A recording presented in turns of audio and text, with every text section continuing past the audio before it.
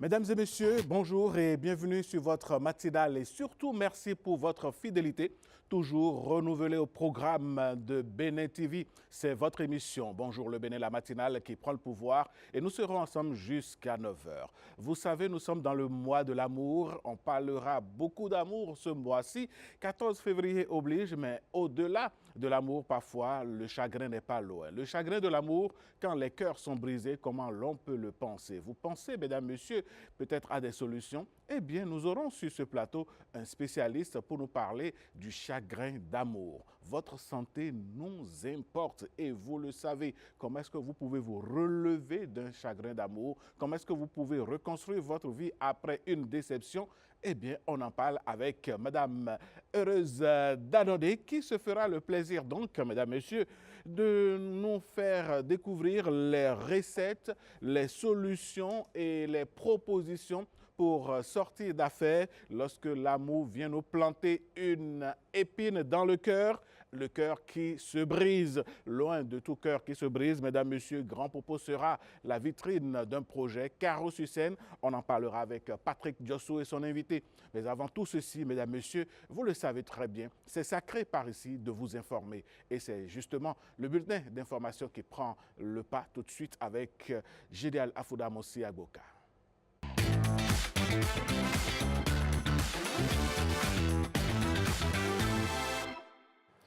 Madame, Monsieur, bonjour et bienvenue. C'est un nouveau chapitre qui marque l'histoire du Parlement béninois. Les députés ont déjà leur tour de contrôle pour les 7 prochaines années. Vice-présidents, questeurs et secrétaires parlementaires vont arbitrer les débats et orienter le fonctionnement de la représentation nationale sous la présidence de Joseph Djogbenou. Alors, qui sont ces nouveaux responsables et quels défis les attendent dans un contexte de fortes attentes citoyennes? Portrait des visages qui portent désormais la voix de l'hémicycle, c'est avec Ariane Da Silva. Autour du nouveau président de l'Assemblée nationale, Joseph Djogbenou, se met en place une équipe resserrée. 6 figures appelées à faire tourner la machine parlementaire. À la vice-présidence, un visage familier. Barthélémy Cassa, député du Bloc républicain, conserve son fauteuil de premier vice-président. À ses côtés, Maouyon Kakpo, député de l'Union progressiste Le Renouveau, franchit un cap. Ancien premier secrétaire parlementaire, il devient désormais deuxième vice-président. Les clés de la gestion administrative et financière restent entre les mains des questeurs. Djibril Amadou Labiou, député UPR, est reconduit comme premier questeur. À ses côtés, Chantal Aï, députée du Bloc républicain et seule femme du bureau, prend la fonction de deuxième questeur, apportant une touche de représentation féminine à la gouvernance parlementaire. Le secrétariat parlementaire, chargé notamment de l'organisation et du suivi des travaux parlementaires, est assuré par David Godonou-Wensa, député de l'UPR, en qualité de premier secrétaire parlementaire. Et Inoussa Chabizime, député du Bloc républicain, complète l'attelage en qualité de deuxième secrétaire parlementaire. Comment le Bénin peut-il améliorer durablement la qualité des apprentissages à Cotonou? Des données fiables et comparables sont en cours d'élaboration pour orienter efficacement la politique éducative. C'est à l'occasion d'un atelier international inscrit dans la phase finale d'évaluation du programme d'analyse des systèmes éducatifs de la Conférence des ministres de l'Éducation des États et gouvernements de la francophonie PASEC 2024. Gloria Oni, Mariano Gankou pour les détails. L'évaluation internationale PASEC 2024 s'impose ici comme le miroir des systèmes éducatifs africains. Piloter un système éducatif sans évaluation, c'est naviguer à vue sur un océan d'incertitude. Bien plus qu'un exercice statistique, elle est une boussole stratégique pour mesurer, comprendre et améliorer la qualité de l'éducation. Nous ne voulons plus seulement scolariser, nous voulons que nos enfants apprennent réellement. Tout le monde s'accorde que l'efficacité des politiques éducatives conditionne la qualité du capital humain dédié à l'avenir économique et social des pays. Derrière les évaluations du PASEC 2024, une ambition s'affirme, relever durablement le niveau de l'éducation. Ce regroupement portant sur la préparation et la publication des résultats de l'évaluation PASEC 2024 est donc le 4e prévu dans la série des regroupements de l'évaluation. Les équipes nationales seront informées sur leur rôle justement dans la finalisation des rapports nationaux. Les résultats produits ne sont pas que des variables chiffrées, mais des indicateurs puissants capables d'éclairer les choix publics et d'orienter les investissements là où ils sont le plus nécessaires dans l'éducation. Une question à présent. Pouvez-vous vous passer de votre téléphone portable, surtout dans un contexte où cet outil est devenu indispensable en milieu de travail pour des milliers de personnes dans les rues? Vous allez le voir dans ce reportage signé Scientifique Quimpon. Deux camps se dessinent. Regardez.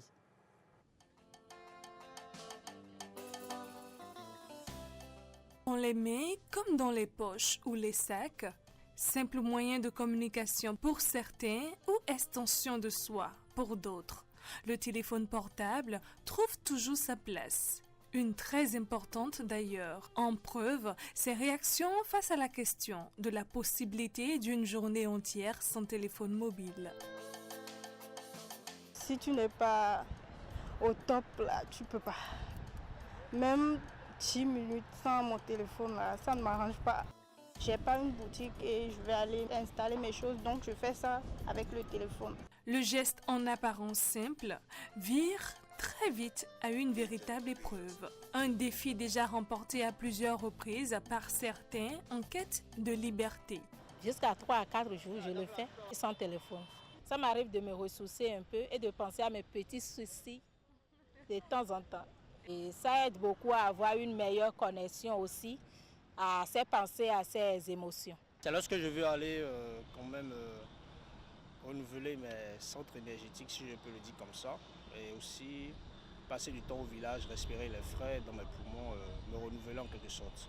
Quand je rentre à Cotonou, les gens sentent directement qu'il y a un changement, j'ai rajeuni, j'ai plus certains mots, généralement les mots de tête, les mots de hanche, des choses comme ça passe. Harmonie est commerçante en ligne. Toute son activité repose sur le téléphone portable. Commande en ligne, échange client, livraison de packs de nourriture. Le smartphone n'est pas pour elle un luxe. C'est un outil de travail. Sans lui, l'économie s'arrête, les ventes aussi. Et pourtant, se déconnecter n'est pas une option. J'ai hâte de voir si j'ai déjà des commandes qui sont en attente, si j'ai des réponses de clients, si j'ai des mails qui sont en attente. Donc forcément, pour moi, le téléphone portable aujourd'hui, c'est un indispensable. Je me rends compte qu'une fois que je l'ai en main, et surtout que ce n'est pas pour raison professionnelle, je me retrouve à scroller sur TikTok, à faire l'aller-retour entre les différents réseaux sociaux et le temps passe très très vite. Alors, peut-on parler de mission impossible ou simplement de mission adaptée à chacun? Face à une dépendance assumée ou subie, les spécialistes alertent. Oui, le téléphone est un outil très important pour le travail, pour la vie sociale, pour les entreprises, la gestion et tout le reste. Mais ça doit être un outil adapté aux besoins. Ça ne doit pas remplacer les relations humaines. Voilà pourquoi c'est très important de se passer du téléphone et de se concentrer uniquement sur les relations humaines et sur soi-même. Il faut pouvoir remplacer cela par des activités. Une journée sans téléphone portable, mission impossible? Peut-être pas. Mais une chose est sûre, se déconnecter un peu, c'est parfois la meilleure façon de se reconnecter à l'essentiel. Et si l'amour ne se mesurait ni à la taille, ni aux apparences? En cette saison où l'amour s'étale en vitrine et se mesure souvent aux apparences, une histoire vient bousculer les codes et les clichés. Lui est né avec une petite taille, elle avec une taille dite normale, ordinaire. Mais ensemble, ils ont construit un couple qui défie les regards, traverse les jugements et impose une évidence. Fallon Kisezounon et Macléod Adam Oussodé nous présentent la preuve que l'amour ne se calcule pas en centimètres. On regarde ensemble. Je serai toujours là pour toi, pour te protéger. Ils rient beaucoup, se taquinent sans cesse, se regardent avec cette complicité qui ne trompe pas. Entre eux, l'amour est évident, pleinement assumé et surtout heureux. Pourtant, leur histoire intrigue autant qu'elle attendrit. Lui est de petite taille, elle a une silhouette dite classique. Une différence visible, certes, mais qui, pour eux, n'a jamais été un frein à l'amour. Une relation que j'ai gardée pour moi au départ, à analyser les candidats, qu'est-ce qu'ils vont penser si je le présente quelque part, est-ce que moi-même je serai à l'aise. Et à un moment, il y a un bouton qui a dans ma tête qui a dit stop madame. Avant lui, tu as souffert, tu n'as vu personne. Quand le bouton a fait clic, j'ai dit bon, j'arrête de penser aux autres, je pense à moi, c'est bon. Et là, je n'ai plus peur de qui veut parler, qui ne va parler. Moi, franchement, je ne suis sorti avec aucune laine. Donc, franchement, ça ne me dérangeait aucunement. C'est ainsi que depuis 2 ans, ils filent le parfait amour. Notre rencontre a été faite sur TikTok. Quand je faisais mes lives, j'étais à fond dans les lives dans la période. Donc, je l'ai DM inbox, j'ai pris son contact pour autre chose en vrai. Mais après, on s'est vu, ça a accroché. C'était pour mes projets de TikTok. Voilà, après, on s'est vu, ça a accroché. On n'a pas duré, on ne s'est pas dragué. Qu'est-ce qui a fait le déclic? Le déclic, c'était quoi? On passait des heures au téléphone. C'est-à-dire, quand on se lève, chacun se lève de son côté le matin, là. Et on prend le téléphone. Allô, tu fais quoi? Ça commence jusqu'au soir. Sauf si quelqu'un entre nous deux veut sortir. Aujourd'hui, maintenant, il y a beaucoup de mes amis qui ont l'habitude de dire que Arina ne m'a pas glacé. Je dis, il ne m'a pas glacé seulement. Il m'a mis dans un amant. Il m'a mis dans miel. Il a mis date dessus. Il m'a mis tout dans coco. Pardon. Tant que tu vis heureux, là, le reste, là, on s'en fout. Et honnêtement, alors là... Très actifs sur les réseaux sociaux, ils ont choisi de ne pas se cacher. Au contraire, ils s'exposent. Femme biologique, la seule et l'unique. Donc laissez la place. Excusez, voilà la madame de quelqu'un. Franchement, soyez heureux. Soyez heureux quel que soit l'handicap. Soyez heureux quel que soit la vie des gens. Soyez heureux quel que soit ce qu'il advienne. Parce que il n'y a rien de meilleur. La dépression aujourd'hui tue. Donc franchement, vivez juste. Vivez pensez à vous. Vivez, pensez à vous. Et c'est justement cette philosophie qui leur permet aujourd'hui de dépasser le regard quotidien de la société. Je regarde autour de nous, je vois telle personne le regarde. Je dis, telle personne est en train de te regarder. Le gars dit, c'est toi qui les vois. Sinon, moi, je ne vois personne. Il ne voit personne. Et c'est quand tu le regardes maintenant, là, tu lui donnes la force de se mettre encore plus bien. Je me mets plus bien. Parce que si les gens me regardent et que moi, je suis gêné, toi, tu vas être gêné. C'est systématique. Donc si je me dis, il me regarde, il te regarde pourquoi? Je ne vois personne. Main dans la main, ils tracent leur chemin avec une conviction simple. L'amour véritable n'a rien à prouver. Il se vit, tout simplement. Merci à Fallon Kisezounon pour ce magnifique message. L'amour célèbre la rencontre des cœurs, mais il engage aussi la responsabilité des corps. Derrière les élans passionnés de la Saint-Valentin se cache une réalité souvent moins romantique, mais essentielle, celle de la santé sexuelle, car aimer, c'est aussi se protéger et protéger l'autre. Et à l'heure où les maladies sexuellement transmissibles continuent de progresser en silence, la prévention reste le plus grand geste d'amour. Tenez, nous vous en offrons avec Christelle Tongodo et Castel Mereto qui mettent en lumière l'importance de la prévention et du dépistage. Des jeunes apprennent étape par étape comment utiliser correctement un préservatif. Vous avez comment ça descend facilement. Et il y a toujours un espace pincé là. Un geste simple, mais encore trop souvent négligé. Résultat, les infections sexuellement transmissibles continuent de toucher de nombreux jeunes. Une IST, c'est toutes les infections que vous contractez par voie sexuelle d'origine bactérienne, virale, liée aux champignons ou aux parasites. Aujourd'hui, avec un accès plus facile à la sexualité, les jeunes sont davantage exposés. Pourtant, beaucoup tardent à consulter, souvent par peur d'être jugés. J'ai l'occasion de parler de sexe et de tout sujet sans tabou. Donc j'aimerais exhorter les parents à faire ces exercices-là avec leurs enfants. Ça part déjà de là. Quand il y a une IST, cela ne veut pas forcément dire que la personne a été infidèle. Il y a des IST qui sont contractés même bien avant le couple que vous formez actuellement et qui peuvent se révéler dû à une immunodépression. Ce qui est malheureux, c'est que ces jeunes, c'est quand ils voient que là, ils n'en peuvent plus.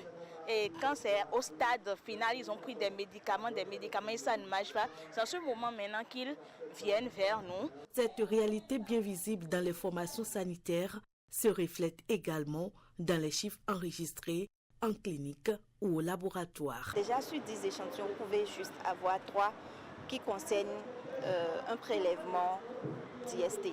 Ce qu'on observe plus comme germe, c'est la gonococcie. Sur 100 femmes comme ça, au moins une est VIH positif actuellement. Pour l'hépatite B, c'est un peu plus rare.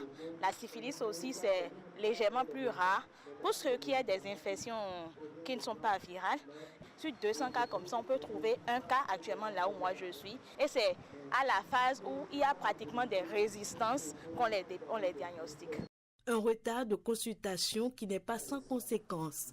Lorsqu'elles ne sont pas prises en charge à temps, les IST peuvent évoluer vers des formes graves. Des IST, notamment, qui peuvent évoluer sur 20 ans ou même plus, et qui même peuvent donner des AVC chez le malade qui n'est pas bien suivi et qui n'est pas bien pris en charge. Pour les IST d'origine bactérienne, elles ont un traitement, mais les IST d'origine virale n'ont pas pour la plupart de traitement. Outre l'hépatite virale B qui se guérit elle seule, sans traitement chez 80% des malades qui ont développé la maladie. Risque d'AVC, infection chronique, troubles de la fertilité, atteinte durable à la santé, des conséquences évitables grâce à un diagnostic précoce. Dire oui, je suis infectée et aller vers un professionnel de santé, si tout le monde pouvait réagir ainsi, je pense que ça va réduire considérablement le nombre d'IST. Plus tôt on se fait dépister, on connaît ce dont on souffre, on a plus vite la possibilité de s'en débarrasser. Face aux IST, le silence est un risque. Le dépistage, lui, reste la meilleure protection. Et si la rupture n'était plus seulement un mot politique, mais un passage étroit entre héritage et refondation? C'est la réalité à laquelle amène Mathieu Adjanouf. Le journaliste et expert en intégration socio-professionnelle des jeunes est auteur d'un nouvel ouvrage intitulé « Le Bénin à l'épreuve de la rupture ».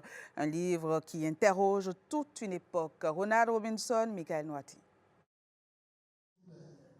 Un livre, un titre fort et une question centrale. Comment raconter la gouvernance d'un pays sans détour? À Parakou, l'ouvrage « Le Bénin à l'épreuve de la rupture » est officiellement présenté au public. De Bénin révélé, projet de société d'un candidat à une élection présidentielle, Bénin 2060 à l'AFIA s'érige comme un projet de développement issu de la pensée collective et prend la forme d'un texte de loi. Il a passé dans cet ouvrage-là sur certains grands faits qui ont marqué les 2 quinquennats du président Talon. Il a parcouru un certain nombre de faits qui ont jalonné son mandat et c'est de ça qu'il a été question et il a si bien fait avec des dates, avec des précisions à l'appui. Il a une excellente plume. Derrière cette analyse, un homme, un auteur engagé, guidé par la lecture citoyenne de l'histoire politique récente. Quel regard le citoyen que je suis peut porter sur ces 2 mandats présidentiels, mais beaucoup plus pour le premier mandat. Je parle de la gouvernance politique, la gouvernance économique et la gouvernance sociale. Je ne fais pas un bilan en fait. Son projet de société est clair, il parle de réforme. C'est des faits que j'ai essayé de rappeler pour montrer que c'était un impératif pour notre pays, mais ça reste encore à parfaire. Un regard critique, assumé, qui ne laisse pas indifférent. Je félicite le courage surtout intellectuel de l'auteur d'avoir osé aborder ce sujet, surtout à l'ère politique que vit notre nation. Et je pense que ça éveille davantage le débat, l'analyse et le dialogue au niveau national. On constate que la jeunesse se réveille, on est conscient de la chose politique. L'auteur du livre en question, je le connais, surtout sa moralité. L'ouvrage parle des réalités d'une gouvernance, mais je salue le courage de mon frère ami Mathieu. Un livre, une parole et une invitation à penser le Bénin d'aujourd'hui pour mieux construire celui de demain.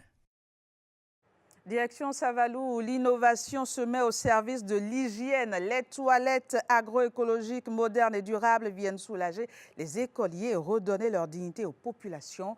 Inaugurée à Moncpa, elle marque une avancée majeure pour l'assainissement dans les collines. Benjamin Denagnon et Hilaire Kodjo pour les détails. C'est une liesse populaire qui accueille la vice-présidente de la République lors de sa descente à Moncpa, répondant ainsi à un appel républicain. Dans cette ambiance festive et citoyenne, l'attention se porte sur une innovation majeure pour l'hygiène et le bien-être des populations. 9 cabines aérées équipées pour transformer les déchets en fertilisants. Voilà le joyau offert par l'Association pour le développement de la commune de Savalou ADCS avec l'appui financier du Rotary Club Paris à venir. Elles n'utilisent pas d'eau, ce sont des toilettes sèches.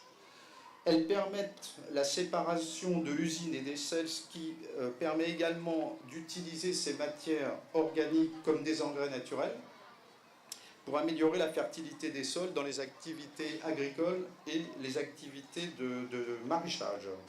Des agents d'entretien vont s'occuper de maintenir la propreté de ces toilettes, dont l'accès sera également gratuit.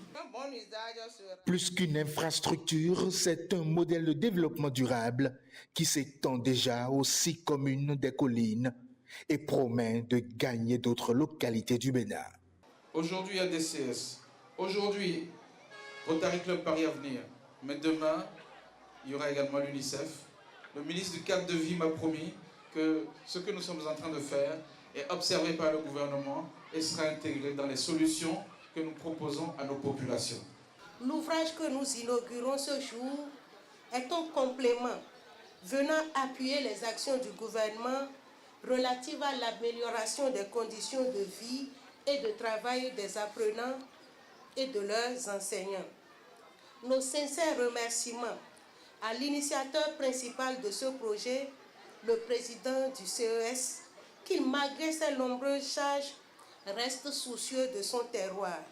Ce projet demeure une initiative qui fait école et inspire durablement.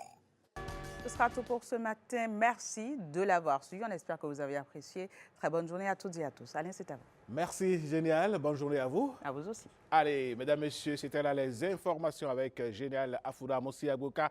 Le second acte de cette émission, c'est bel et bien Instant Politique. Et je vous le disais en introduction, des jeunes prennent désormais d'assaut l'arène politique. Ils ne veulent plus se faire compter ce qui s'y fait. Ils veulent participer donc au développement de leur pays à travers ces structures qui animent la vie publique dans notre pays. Ce matin, on va recevoir l'un d'eux que nous allons accueillir après cette virgule.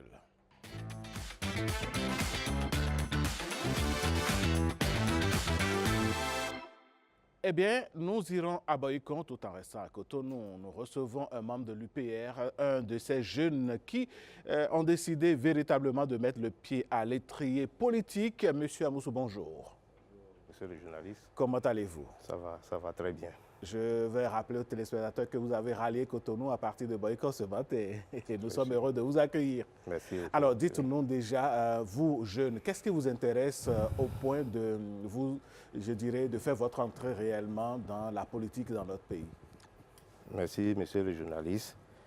J'espère que lorsque vous êtes fils d'un pays, il faut vous intéresser à la politique, histoire de donner le meilleur de vous-même à votre nation.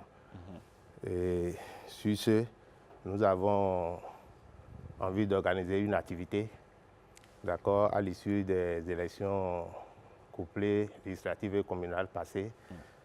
Et ceci nous permettra donc de faire le bilan, d'accord, des élections passées et de faire des projections sur le futur. Justement, vous qui êtes membre de l'UPR au niveau de la jeunesse de Boycon, si on doit faire un petit bilan déjà à partir des élections passées, qu'est-ce que les jeunes ont pu faire pour cette cité-là au sein de ce parti politique? Merci beaucoup, monsieur le journaliste. D'abord, nous allons faire recours aux élections, nous allons partir des élections de 2020, d'accord? Et au lendemain des élections de 2020, et notre parti politique s'est retrouvé en marge de la gestion de la commune, puisque les élections sont soldées par un score qui ne nous a pas favorisés. D'accord? Je parle toujours de 2020. Bien sûr. En 2020, oui. Nous sommes sortis des élections avec 10 conseillers. Je parle des élections communales. Nous sommes sortis avec 10 conseillers sur 29. Et un seul arrondissement de gagner sur les 10 que compte la commune. Et cette situation a fait que nous nous sommes retrouvés entre jeunes pour, enfin, au cours d'une journée de réflexion, faire l'analyse des bilans, c'est-à-dire du bilan de notre participation.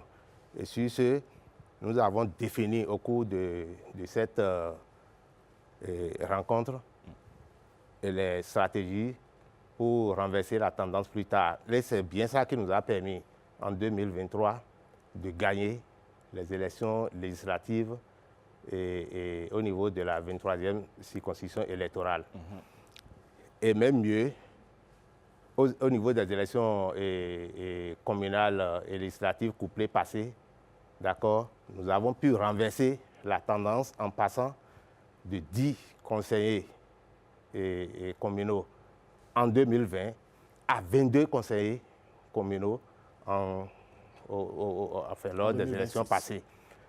Et de 1 conseiller, c'est-à-dire de 1 arrondissement de gagner en 2020, nous sommes actuellement à 9 arrondissements sur 10. Et quelles sont les motivations profondes de cette bataille que vous menez en milieu politique? Les motivations, elles n'en manquent pas. C'était aussi d'assister ou bien de partager la chose commune, d'accord, avec nos pairs. Permettre à la jeunesse aussi de montrer ses forces en matière politique. Et je pense que c'est ça qui nous a motivés le plus et permettre à la jeunesse de participer pleinement à la gestion de la chose politique. Vous projetez une rencontre avec la jeunesse de Boycon, déjà en votre sein, militant de l'UPR, mais aussi une séance qui sera certainement ouverte à la jeunesse en général à Boycon. Quel sera le menu central de cette rencontre-là? Quelle est la nécessité de rencontrer les jeunes? Comme j'avais commencé par le dire, cette rencontre nous permettra de faire le bilan, d'accord, des élections couplées législatives et communales passées, d'accord, partir de là pour faire des projections sur le futur après avoir défini. Quand vous parlez de futur, vous parlez de quoi? De la présidentielle qui a lieu Bien sûr, la présidentielle, en avril? Mettre nos pères en ordre de bataille pour consolider au couple, au duo présidentiel. Il n'y a pas à citer ici, il n'y a pas encore, la campagne n'est pas encore ouverte. Merci, merci, monsieur le journaliste. Donc c'est un peu ça. C'est de faire de meilleures performances lors des élections à venir. Parce que tout se prépare. OK. Au sein de la jeunesse béninoise aujourd'hui, c'est vrai qu'on lit un certain engouement, mais dans le même temps, il y en a qui ne s'intéressent pas à la chose publique. Qu'est-ce que vous, votre organisation, voudrait bien faire pour motiver la jeunesse béninoise à s'intéresser davantage à ce qui se passe dans son pays, à comment son pays est géré? Bon, vous savez, monsieur le journaliste, autant que nous sommes en tant que jeunes, tout le monde ne peut pas avoir les mêmes aspirations. Vous voyez, il y a certains qui vont s'intéresser à la chose politique comme d'autres ne vont pas vouloir le faire. C'est une affaire de choix. Mais nous, à notre niveau, nous avons pensé que nous ne pouvons pas, surtout la jeunesse, ce n'est pas normal que la jeunesse reste en marge de la chose politique. C'est pourquoi nous nous impliquons davantage pour donner le meilleur de nous-mêmes. D'accord. Alors, on sera donc à Boycon. Quand est-ce que l'événement aura lieu et qui sont véritablement les personnes clés que vous avez invitées? Bon, merci, monsieur le journaliste. L'événement aura lieu le samedi prochain, le samedi 14 février, à l'hôtel, dans la grande salle de l'hôtel des Princes de Boycon. Et je pense que cette activité va regrouper plus de 1000 jeunes venant des 66 cellules de base du parti à Boycon. Nous aurons également à nos côtés la coordination, les responsables de la coordination départementale, d'accord, du ZOU. Non seulement ça, nous aurons aussi les responsables de la coordination communale. Quels sont vos sentiments aujourd'hui, vous qui êtes membre de l'UPR? C'est vrai que Joseph Diogbenou est élu président de l'Assemblée nationale, mais il n'en est pas moins le président de votre parti. Est-ce que cela suscite ce sentiment en vous? C'est un sentiment de totale satisfaction qui m'anime. Surtout que quand j'ai appris le dimanche passé que c'est le président de mon parti, le parti de l'Union progressiste de renouveau, qui a été plébiscité président du conseil d'administration de l'Assemblée nationale du Bénin. Oui, je vois que lorsque vous savez bien faire votre job, je pense que plus rien ne pourra être une entrave à vous dans l'exercice de vos fonctions. Je pense que c'est chose normale et c'est de bonne guerre. Quel impact cette élection aura sur les membres de votre parti dans nos villes, dans nos communes? Je pense que nous sommes davantage responsabilisés parce que du président de notre parti, il est désormais à l'Assemblée nationale. Je pense que notre responsabilité est pleinement engagée, en ce sens que nous devons œuvrer de sorte à prouver que nous sommes avec une personnalité, pas des moindres, en nous investissant beaucoup plus dans la chose politique. En prenant ces communes que vous avez, ces arrondissements dont vous aurez la charge certainement prochainement, vous, jeunes membres de l'UPR de Boycon, qu'est-ce que vous proposerez aux populations? Quelle est votre feuille de route pour que la ville de Boycon puisse connaître un développement réel? Bon, notre feuille de route, c'est certainement de prendre exemple sur le passé, parce que c'est une équipe qui a géré récemment. Je pense que nous devons prendre exemple sur les ratés de cette équipe pour parfaire notre gestion. Je pense qu'on n'en dira pas plus. Bon, pour avoir accordé son violon aux élections et couplé les statuts communales passées, je pense que la population est toute prête à quand même accompagner l'équipe qui serait mise en place sous peu. Nous ne marchanderons pas notre effort pour accompagner cette équipe. De 10 conseillers, vous en êtes à 22. Vous avez pratiquement doublé le nombre de conseillers aujourd'hui. Et les jeunes de Boycon se sentent-ils en pole position aujourd'hui pour mieux gérer la commune pendant les 7 années à venir? Je pense bien, et c'est bien cela qui a nécessité notre présence ici ce matin. Il y a une joie immense qui nous anime. Je pense que de cette joie jailliront enfin, beaucoup de choses qui vont quand même profiter à nos communes. D'accord. Alors, est-ce que vous avez un mot à l'endroit des jeunes de la commune de Boycon pour l'événement, la rencontre politique de l'UPR qui aura lieu dans cette cité-là? Ok, merci beaucoup. Je pense que la jeunesse de Boycon est tout de même déjà engagée pour cette rencontre. Vous voyez, si j'ai un appel à leur lancer, c'est de leur dire de rester sereins, comme d'habitude, comme ils le font déjà si bien, afin de nous permettre, à l'issue des activités qui sont déjà imminentes. Je disais tantôt que c'est le samedi prochain, à l'issue de cette activité, que nous ne nous reprochions pas des choses encore. D'accord. Parce que nous devrions prendre des exemples sur les autres pour parfaire ce que nous avons à faire.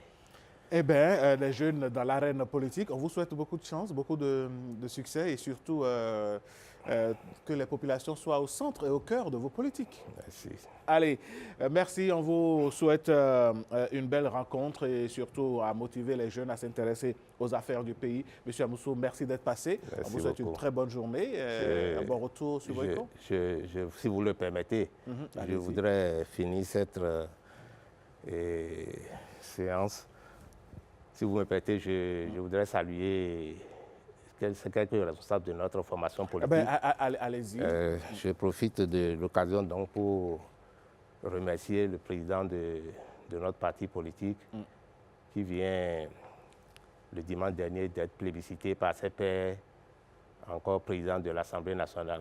Je lui dis merci parce qu'il a été constamment à l'écoute de la jeunesse, de Boyko en particulier et de tout le Bénin en général. Je profite également de l'occasion, si vous le permettez, pour remercier la coordination départementale du Zour, la coordination communale du Zour et les honorables députés, vraiment Sani et consorts. Excusez beaucoup, je voudrais, je ne quitterai pas cette, je m'en voudrais bien de ne pas saluer une personnalité.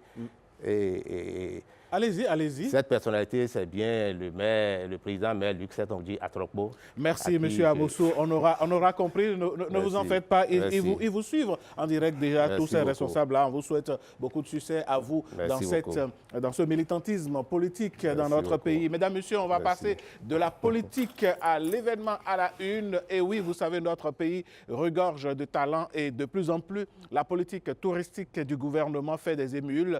Et c'est ainsi donc que Grand Popo sera sous le feu des projecteurs dans quelques jours. On va installer notre invité avec ceci.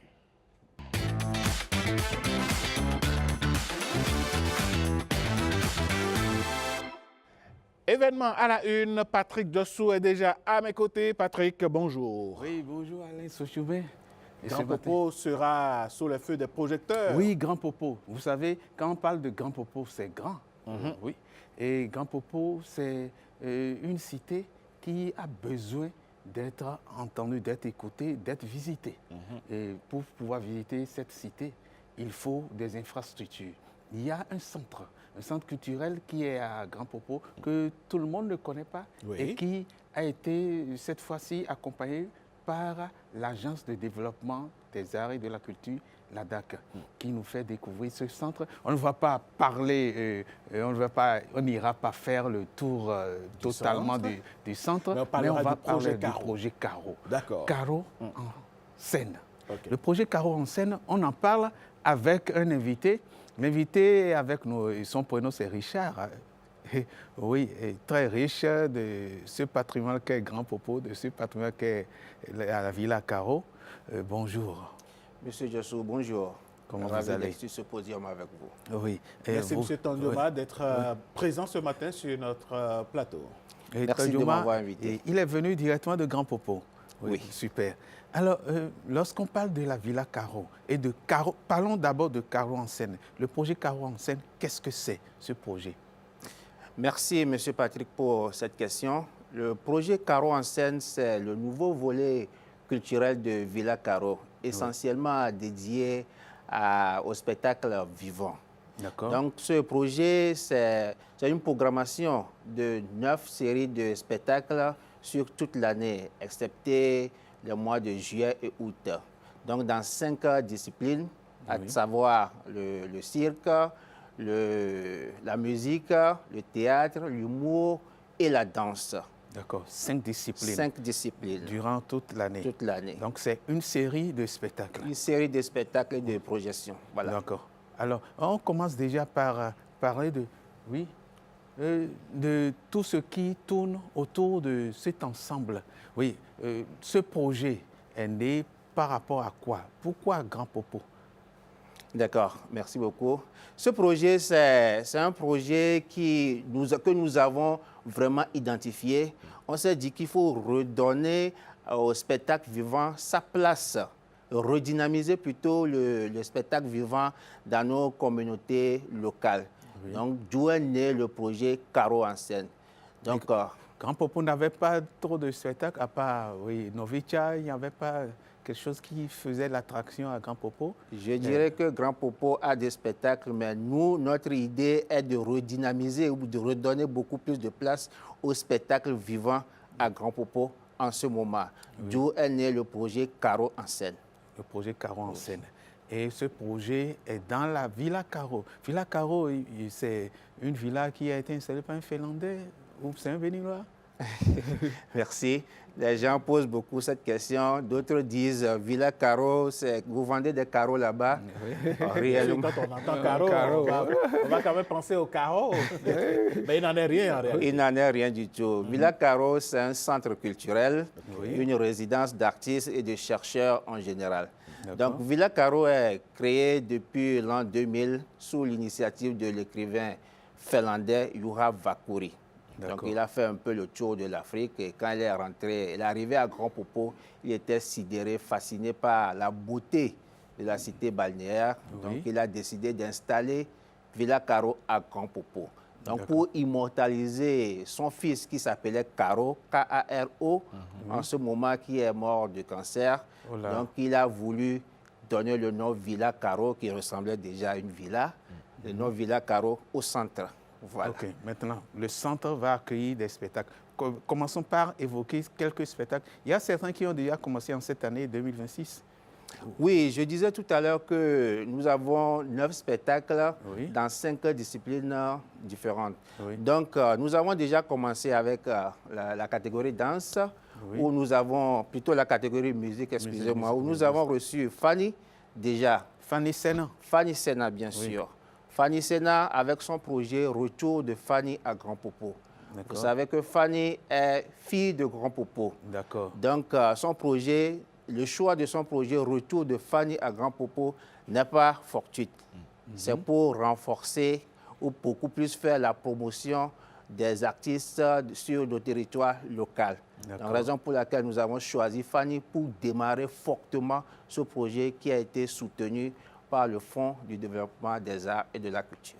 D'accord. Alors, elle a eu un spectacle, c'est un spectacle tout feu, tout flamme, certainement. Et après ce spectacle, c'est un spectacle qui a eu lieu dans le week-end ou... Oui, je dirais que Caro en scène, en général, c'est des spectacles qui vont se passer tous les premiers samedis du mois. Donc, j'ai dit tout à l'heure que, sauf le mois de juillet et août. Donc, tous les premiers samedis du mois, il y aura un spectacle. Nous avons choisi ces 5 disciplines pour que chacun puisse se retrouver dans au moins une discipline dans ce panoplie de... Voilà. Oui. Alors, premier samedi de février, donc c'est déjà passé. Premier samedi de mars. Oui, le premier samedi du mois de mars, je donne déjà rendez-vous pour le spectacle de Fifamé. Fifamé sera sur la scène rouge à Villa Caro. Fifamé, c'est qui? Fifamé, c'est l'artiste... Elle est béninoise, donc nous voulons faire la promotion des artistes locaux. Donc, raison pour laquelle nous avons choisi Fifamé pour continuer ce projet Caro en scène. Quel a été l'accueil réservé par la population de Grand Popo à ce projet? Déjà, le spectacle de Fanny, comment est-ce que ça s'est passé? Oui, le spectacle de Fanny, j'étais là du début jusqu'à la fin. Et il est rare de voir un spectacle commencer à l'heure et un spectacle qui finit par, je dirais, qui ne finit pas, parce que le public était emporté par la musique, par la beauté. Le public avait fait son déplacement. Et je peux vous assurer que nous avons au moins 500 personnes qui viennent en moyenne pour un spectacle à Grand Popo. C'est toutes catégories confondues parce que nous avons un public divers. Donc, nous avons choisi la diversité aussi au niveau des spectacles. Oui.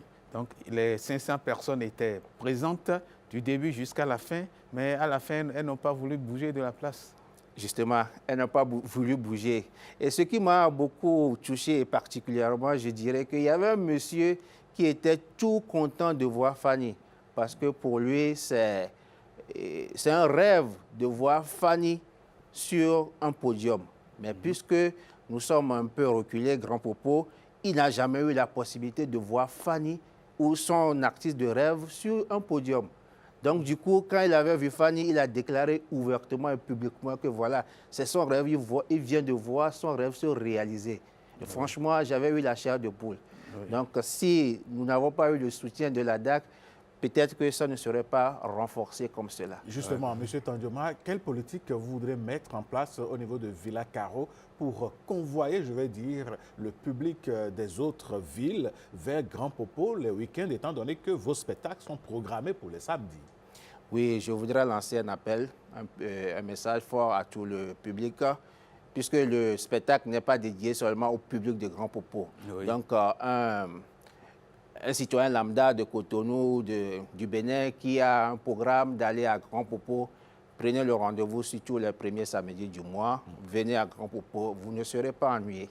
Oui, vous ne serez pas ennuyé. Et surtout, il faut rappeler que la voie, tout est bitumé jusqu'à Grand Popo, donc il n'y a pas de souci pour ça. Et la sécurité est assurée.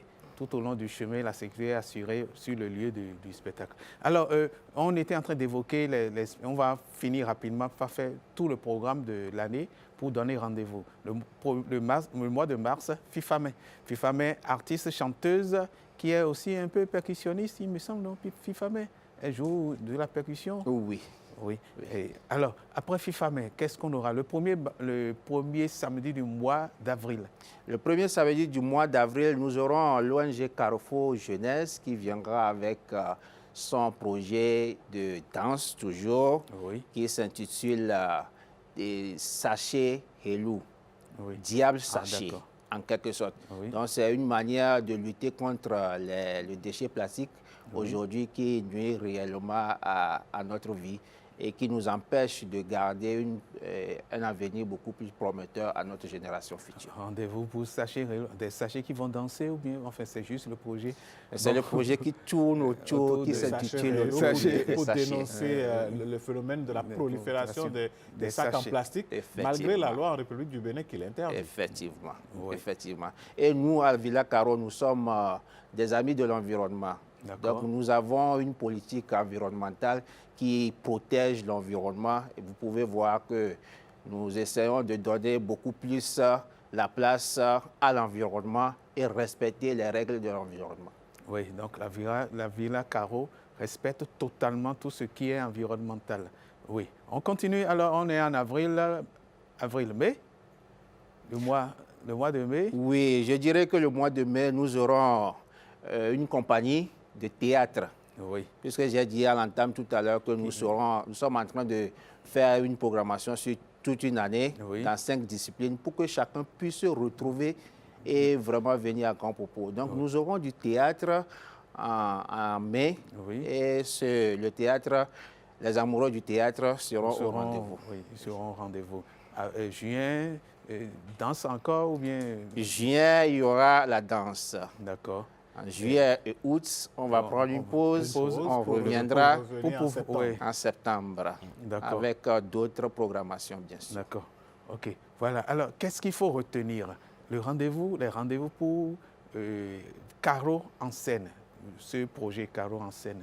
Il faut retenir quoi de primordial? Venir à Grand Popo simplement pour ce rendez-vous ou bien on peut venir au centre? Est-ce qu'il y a d'autres activités qui peuvent être une attraction au centre, dans ce centre culturel, Villa Caro? Oui. À Villa Caro, nous avons un musée d'art ethnographique où nous avons une galerie de Fa pour permettre aux touristes qui viennent au Bénin de comprendre qu'est-ce que c'est que le Fa, du moins voir les signes de Fa. Donc, nous avons une galerie dédiée à ça. Nous avons aussi une galerie dédiée au Mami Wata, parce qu'il y avait un écrivain finlandais qui a fait un peu le tour aussi de l'Afrique. Il a collectionné les œuvres d'art, spécialement de Mami Wata, et il s'est dit, mais qu'est-ce que je vais en faire finalement? Puisqu'il a eu l'occasion de faire exposer ses œuvres dans plusieurs musées en Finlande. Mais après, il s'est dit, mais pourquoi ne pas retourner ses œuvres dans une institution où on peut vraiment prendre bien soin? Donc, il nous a retourné ça et nous avons exposé pour parler un peu de Mami Wata. Donc, le touriste qui vient à Grand Popo peut, à travers Villa Caro, comprendre qu'est-ce que c'est que Mami Wata, quels sont les signes de Fa. D'accord. En parlant aussi de musées, nous avons une salle d'exposition où nous faisons en moyenne 7 expositions par an. 7 expositions d'art contemporain. Oui. Donc, nous des invitons artistes les qui viennent artistes de Cotonou, qui viennent d'un peu partout, qui exposent à la Villa Caro. C'est pour cela qu'on entend souvent parler de la Villa Caro. Oui. Oui. Ensuite, maintenant, à part ces projections, à part ces activités, nous avons aussi une projection cinématographique. Nous avons signé une convention avec l'Institut français et nous avons une projection cinématographique chaque vendredi soir. Donc, je veux dire 52 projections cinématographiques à Villa Caro. Et donc, on pourrait joindre l'utile à l'agréable aussi en venant un week-end, vendredi déjà. On programme le premier samedi, on vient le vendredi pour suivre du cinéma. Et le lendemain, on assiste au spectacle. Histoire de revenir après à Cotonou. Voilà. Mais ce n'est pas seulement que des projections, ce n'est pas seulement qu'un musée, ce n'est pas seulement que aussi les concerts, mais c'est aussi des ateliers avec la jeune génération. Nous faisons des ateliers en général sur beaucoup de thèmes. Accompagner des élèves pour réveiller sûrement ce talent qui sommeille à nos jeunes amis. Atelier de lecture, par exemple? Voilà, atelier de lecture, atelier de cordonnerie, atelier de... de peinture. Il y a beaucoup d'ateliers, la danse, la musique, le dessin, toutes sortes d'ateliers. Et c'est chaque mercredi soir, puisque nous savons que le mercredi soir, nos amis ont une soirée un peu libre. Donc, nous les occupons artistiquement. Oui. Est-ce que c'est programmé de manière régulière ou bien quand ils viennent, ils choisissent un atelier? Non, c'est programmé de manière régulière. Et nous avons cette programmation sur notre site, aussi sur notre tableau d'affichage à Grand Popo. D'accord. Voilà. Voilà le volet culturel de Villa Caro. Oui. Il y a aussi le volet résidentiel, parce que Villa Caro n'est pas seulement que culturel. Villa Caro est aussi résidence. Et depuis 2000 que nous sommes créés, nous avons reçu en général plus de 750 artistes, chercheurs, professionnels du secteur qui sont venus résider à Grand Popo, travailler en collaboration, bien sûr. Résidence de création. Résidence de création. Oui, d'accord.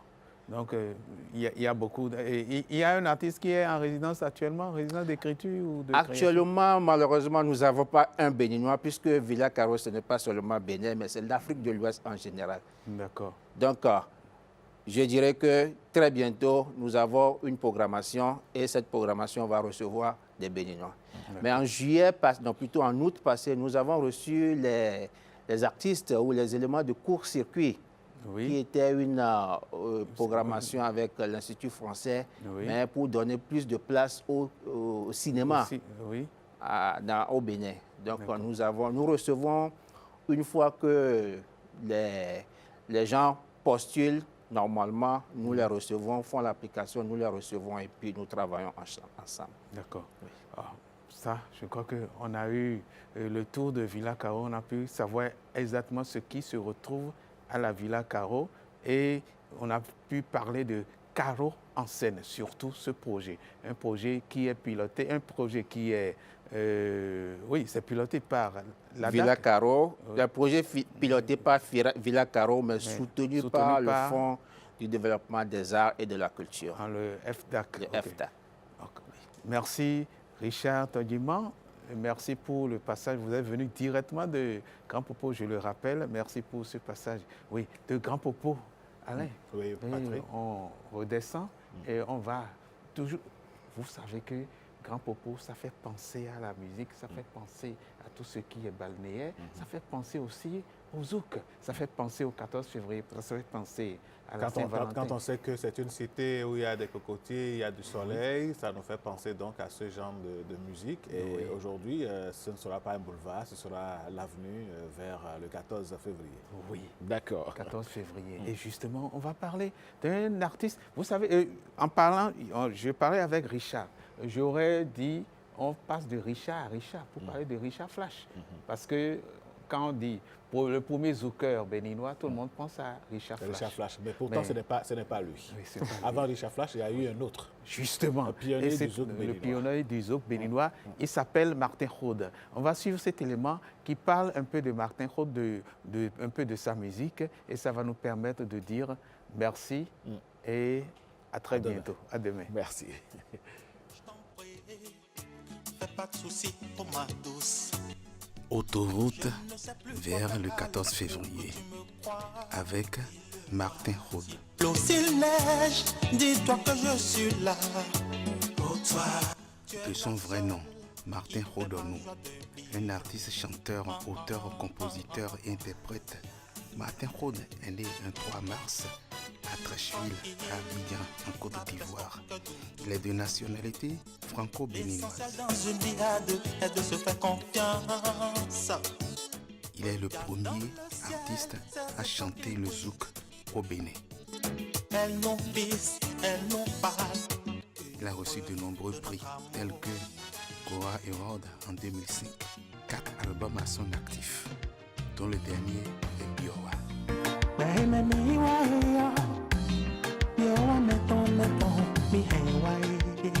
Des chansons sensuelles et des titres comme Viens avec moi. Sur les bords de la plage, laissant voir ta belle silhouette, impressionné par tes formes. Avec Martin Khode, on est sur l'autoroute qui mène vers le 14 février. Contempler avec passion, je le jure. Retour plateau, et oui, le zouk et l'amour font bon ménage apparemment. Merci à Patrick qui nous trace donc la route vers le 14 février. Et justement, parlant de 14 février, on va célébrer l'amour, mais parfois l'amour peut faire des dégâts, il peut faire même d'énormes dégâts quand votre cœur est brisé et vous êtes foutu. Or, nous, on ne veut pas que vous restiez foutu, on voudrait que vous soyez toujours en forme et que vous puissiez vous retrouver malgré les désillusions, les déceptions que l'amour peut provoquer parfois. Comment on peut s'en sortir? Comment est-ce que l'on peut redécouvrir, sinon renaître de ses cendres lorsqu'on connaît une déception amoureuse? Eh bien, on va parler donc de ce thème avec l'invité de Madame Danonde, déjà sur ce plateau. Quand le chagrin d'amour brise votre cœur, y a-t-il une solution? La Danonde, bonjour. Alain Sochoum, comment vous portez-vous? Je vais super bien, et vous? Ça va. En avez-vous connu? Pas vraiment. Pas vraiment? Non. Ah. Non, pas du tout. Vous faites partie de ceux qui en créent, c'est ça? J'en sais rien. C'est pas sûr. En tout cas. Alors, ce matin, moi, Bien je voudrais sûr. demander que vous veniez vers moi un tout petit peu encore. Voilà. Nous, on commence par poser les premiers pas du 14 février par ici. En tout cas, alors, on n'a pas le choix. Chagrin d'amour, on va en parler. C'est tellement que vous en avez connu aussi, hein, heureuse. Il ne faut pas créer des histoires. Dans les coulisses, j'en ai déjà discuté. Je préfère ne pas parler de mon cas. Ah, oui, n'est-ce pas? Au risque de me faire lyncher. On n'en parle plus. En tout cas, je vais proposer, Oui. après peut-être cette virgule, un élément que les téléspectateurs vont suivre sur le chagrin d'amour, ce que c'est. On a eu l'avis de certains citoyens hier qui nous ont dit oui, je suis amoureux. Non, je ne suis pas du tout amoureuse avec celle-là. On va revenir avec eux pour comprendre si ceux-là qui sont toujours amoureux et celle-là qui n'est plus amoureuse, est-ce qu'ils ont quand même connu un chagrin d'amour dans leur vie, ceux-là? Voilà. D'accord. On va donc suivre cet élément, cette voix pop, on va dire, de nos compatriotes qui s'expriment sur la question du chagrin d'amour, de la déception amoureuse. On s'est séparés, puis ça m'a fait tellement mal. Je suis relevé, mais c'est pas facile, hein. C'est tellement dur pour moi. Je souffre de ça. On parle souvent de papillons dans le ventre quand on est amoureux, mais beaucoup plus rarement de cette douleur sourde, profonde, quand l'amour s'en va. Un chagrin d'amour, ce n'est pas seulement une peine du cœur. Pour certains, c'est une véritable souffrance qui envahit le corps. Ça fait déjà au moins 8 ans comme ça, bien 8 ans ou 9 ans comme ça. Je suis relevé, mais c'est pas facile. Hein. C'est tellement dur pour moi. Je souffre de ça. La déception amoureuse, je vous ai dit. Ah ouais. Ah ouais. Quand quelqu'un qu'on aime plus te déçoit bien, tu connais la déception, c'est un peu bizarre. Des symptômes physiques bien réels, difficiles à vivre, après une rupture brutale. Comme si le corps lui-même refusait d'accepter la séparation. Le chagrin d'amour bouleverse aussi l'équilibre mental. La personne t'a trompé et manque de confiance. La personne t'a blessé. Même certaines personnes, ils ont l'envie de pouvoir se suicider même à cause de ce genre de trucs. C'est pourquoi même certaines personnes, quand tu abordes l'histoire d'amour, là, disent je ne suis plus dedans. Nous sommes un couple, ça n'a pas marché des années donc. Nous sommes séparés en fait. Je n'ai pas la tête à ça. Pour le moment, je n'ai pas la tête à ça. Pourquoi une rupture amoureuse peut-elle provoquer une telle détresse? Pourquoi cette douleur semble-t-elle parfois insupportable, presque physique?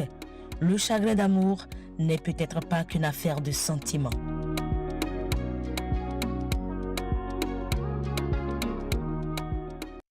Eh oui, détresse amoureuse, chagrin d'amour, cœur brisé, heureuse d'annoncer, on va en parler. Ah oui, on va en parler avec Komlan Kwasi, voilà, ou Kwasi Komlan, voilà, en tout cas, dans l'un ou dans l'autre. C'est la même personne. C'est la même personne. C'est notre invité. Et c'est notre invité, psychologue clinicien.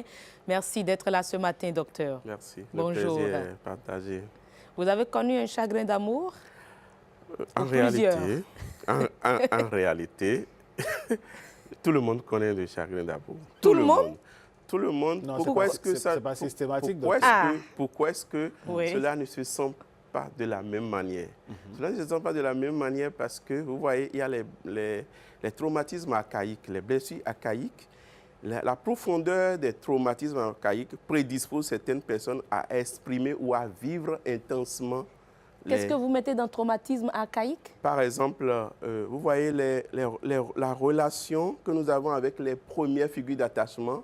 Cette relation, il y a des blessures qui naissent dans cette relation. Déjà, Par même exemple, les parents, oui, à la maison. Ça. Quand on dit les premières figures d'attachement, c'est les parents. C'est ça. C'est les parents. Donc, les parents, par exemple, la réponse du parent par rapport à l'enfant, quand l'enfant est bébé déjà, fait percevoir l'enfant ou fait naître des blessures. Et ces blessures, comment est-ce que la profondeur de ces blessures va faire que l'individu va exprimer d'une certaine manière le chagrin d'amour. Celui qui a vécu violemment la blessure d'abandon, par exemple, quand il sera adulte, dans les relations interpersonnelles où il va vivre, je vais dire, le chagrin d'amour, il va exprimer ça de manière un peu plus intense. Et là, il va peut-être, on va dire que... Mais celui qui n'a pas subi, celui qui a le degré de traumatisme, des blessures archaïques a été vraiment géré dès le départ. Quand il va vivre cela, sa capacité de résilience va dominer les souffrances ou les séquelles de cette blessure-là. Nous sommes des êtres humains et nous sommes un corps, nous sommes un esprit. Indubitablement, nous vivons les blessures et le chagrin d'amour. Ce qui est sûr, nous comprenons ici aujourd'hui que le chagrin d'amour, ce n'est pas forcément une rupture entre deux amoureux. Voilà, c'est ça aussi qu'il faut mentionner. Voilà. Ce n'est pas forcément sur le chemin d'amour, mais vous pouvez avoir une nouvelle heureuse aussi et avoir... bon, ce n'est pas le chagrin d'amour, mais avoir les symptômes, par exemple, cette brisure du cœur. Vous voyez, en fait, c'est quoi? C'est que c'est l'organisme qui n'arrive pas à gérer le trop-plein du stress. D'accord. Vous voyez? Oui. Donc, quand il y a un événement qui vient avec choc, l'individu peut l'exprimer dans son organisme et dans son esprit d'une manière donnée. Docteur, dites-nous, moi je veux savoir, quand vous dites que le chagrin d'amour n'est pas forcément le résultat d'une séparation, deux individus, deux personnes, de sexes opposés qui s'aiment, qui se sont promis monts et merveilles, et puis après, pour une raison ou pour une autre que l'on explique ou que l'on n'explique pas, arrivent à se séparer. La blessure est là. Mais si ce n'est pas ça qui est le chagrin d'amour peut provenir d'où? Le chagrin d'amour peut provenir aussi du décès d'un proche bien-aimé. Ah, d'accord. Vous voyez? Mais le chagrin d'amour peut provenir aussi d'un projet que tu as aimé tellement et que le projet-là est parti d'un éclat. Voilà. Donc, ce n'est pas forcément sur le chemin de l'amour que les manifestations qu'on peut appeler chagrin d'amour, on peut l'observer. On peut vivre ça sur plusieurs plans en réalité. Mais aujourd'hui, comme nous parlons de l'amour... La Saint-Valentin, restons dans le cadre là précis. La Saint-Valentin. Vraiment. Parlons des hommes et des femmes qui vivent ensemble. Voilà, donc... Alors, et non, on a vu dans ce reportage que le chagrin d'amour peut causer des dommages physiques. On a vu des patients, en quelque sorte, des citoyens dans leur lit d'hôpital suite à des chagrins d'amour. Est-ce que la chose là, c'est réel? On peut faire un malaise après un chagrin d'amour? Oui, c'est bien réel parce que c'est, comme je disais tout à l'heure, c'est une manifestation physique aussi. Okay. Vous voyez, on parle de chagrin d'amour parce qu'on a observé dans le corps un dysfonctionnement au niveau du cœur. Vous voyez, le cœur a des ventricules gauche, ventricule droite, oreillette gauche, oreillette, vous vous souvenez? Bien sûr. Donc, quand il y a un dysfonctionnement, précisément pour ce qui s'agit du chagrin d'amour, on a observé qu'au niveau du ventricule gauche, il y a une déformation temporaire. Cela qui est dû à un pic, je vais dire, des stress, des hormones. Des émotions. Voilà, des émotions de façon générale. Vous voyez? Donc, quand l'organisme perd le contrôle de la bonne gestion de trop plein des hormones liées au stress, le cœur peut lâcher. Et c'est quelque chose qui est vécu dans le corps et dans l'esprit. L'individu devient, c'est-à-dire il sent une douleur au niveau du cœur, il sent une pression, et il peut avoir des difficultés à respirer. À ce point? Oui, il peut même manifester parfois de crises cardiaques. De toute façon, les symptômes qui manifestent... Parce que déjà le cœur, dans sa formation, est déjà déformé. Voilà, donc c'est pour montrer qu'il y a un lien entre le cerveau et le cœur. Et c'est pourquoi il va proposer tout à l'heure des choses que l'on peut faire pour prévenir. Ou pour gérer le chagrin d'amour. Et est-ce que c'est la même chose lorsqu'on parle du syndrome de cœur brisé? Oui, ce que j'explique tout à l'heure, c'est semblable. Ça le syndrome du cœur brisé. Syndrome du cœur brisé, oui, c'est bien cela. C'est l'explication que j'ai donnée tout à l'heure par rapport à la déformation temporaire du cœur, d'une partie du cœur. Qui est due à un pic des hormones du stress. Du stress. Mais quelles sont réellement les causes de ce syndrome-là? En réalité... Les causes ou si ce sont des facteurs de risque? Oui, en réalité, on peut parler de l'héritage, de l'hérédité. On peut parler de l'hérédité. Pourquoi? Parce que dans une lignée où le parent ou quelques membres de la famille sont susceptibles, où il y a la récurrence, c'est-à-dire on observe que s'il y a beaucoup d'antécédents dans la famille, c'est possible. Ce n'est pas que c'est strictement cela. Parce qu'en réalité, l'homme est un mystère et on n'arrive pas forcément, on a des tentatives d'explication. Ce qui explique cela. Vous avez dit tout à l'heure que tout le monde ne manifeste pas, ne vit pas le chagrin d'amour. Parce qu'en réalité, on ne voit pas, mais on vit, même si c'est un faible degré. Vous voyez un peu? Donc, cette différence fait que on ne peut pas dire que c'est telle chose. Parce que ce que vous avez vécu, une autre personne peut vivre la même chose et ne veut pas avoir les mêmes réactions. Vous voyez quelqu'un qu'on nous a amené, par exemple, au cabinet, qui a appris que son mari a eu d'enfants dehors et c'est fini. Il est disjoncté, et il se lève le matin, il va s'asseoir sur un tas d'ordures, il regarde dans le même sens toute la journée. Et sa vie est foutue comme ça. Mais une autre personne va entendre ça, mais la vie continue. Vous voyez, donc ce n'est pas, on n'a pas la même la même capacité de résilience. Mais docteur, est-ce que cela est lié au degré de sensibilité ou d'insensibilité de l'un ou de l'autre? C'est lié, je reviens dessus, c'est lié à la manière dont les premières blessures, les blessures archaïques ont été gérées. C'est ça. Vous voyez, c'est cela. C'est fortement lié à l'environnement, les premiers moments de l'environnement. Depuis quand l'enfant est dans le ventre, ce que vit la maman, vous voyez, c'est une industrie, le corps de la femme.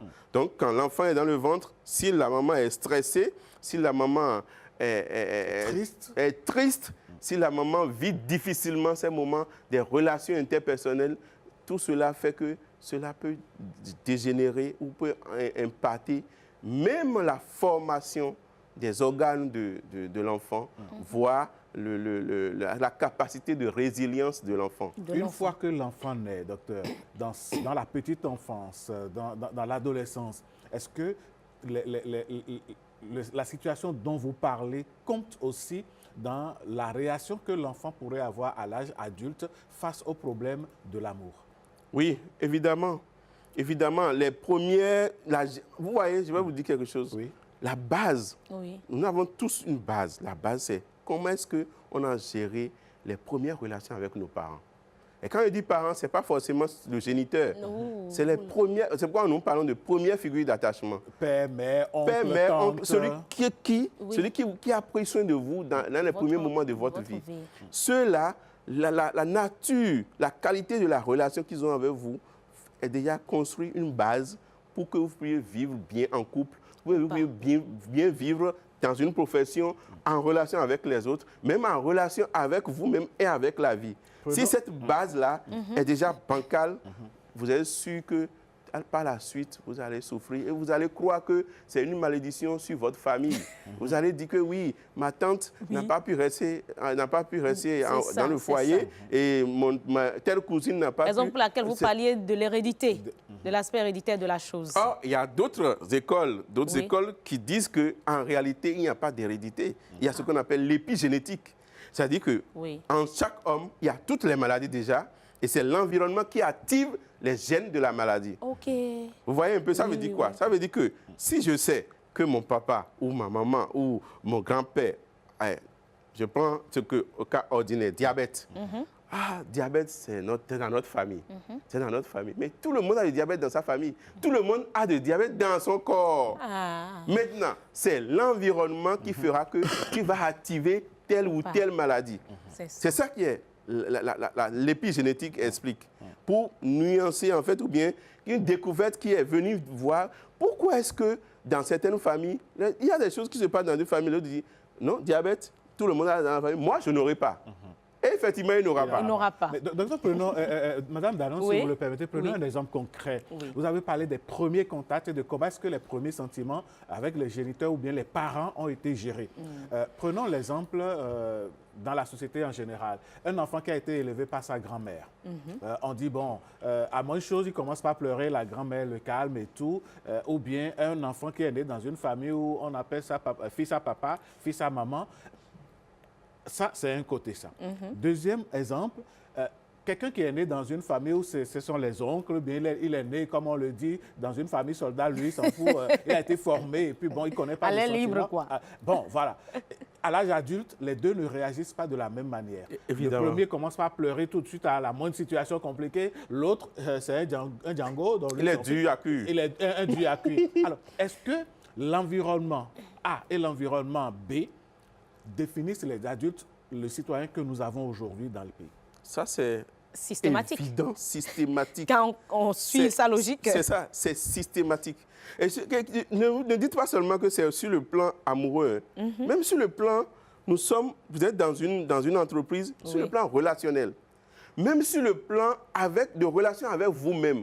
Vous voyez certaines personnes, quand il y a une situation, ils vont dire, je suis admiré parce que ils m'ont fait faveur, parce que j'ai de la chance. C'est parce que le jour-là, il y avait parce qu'ils n'ont pas bien corrigé la chose.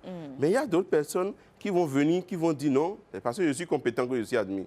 Et il viendra avec torse bombé. Voilà. Vous voyez que ce n'est pas la même attitude. Mais ce type d'attitude est conditionné par le passé. Alors, revenons ici. Revenons à nos amours. À nos amours.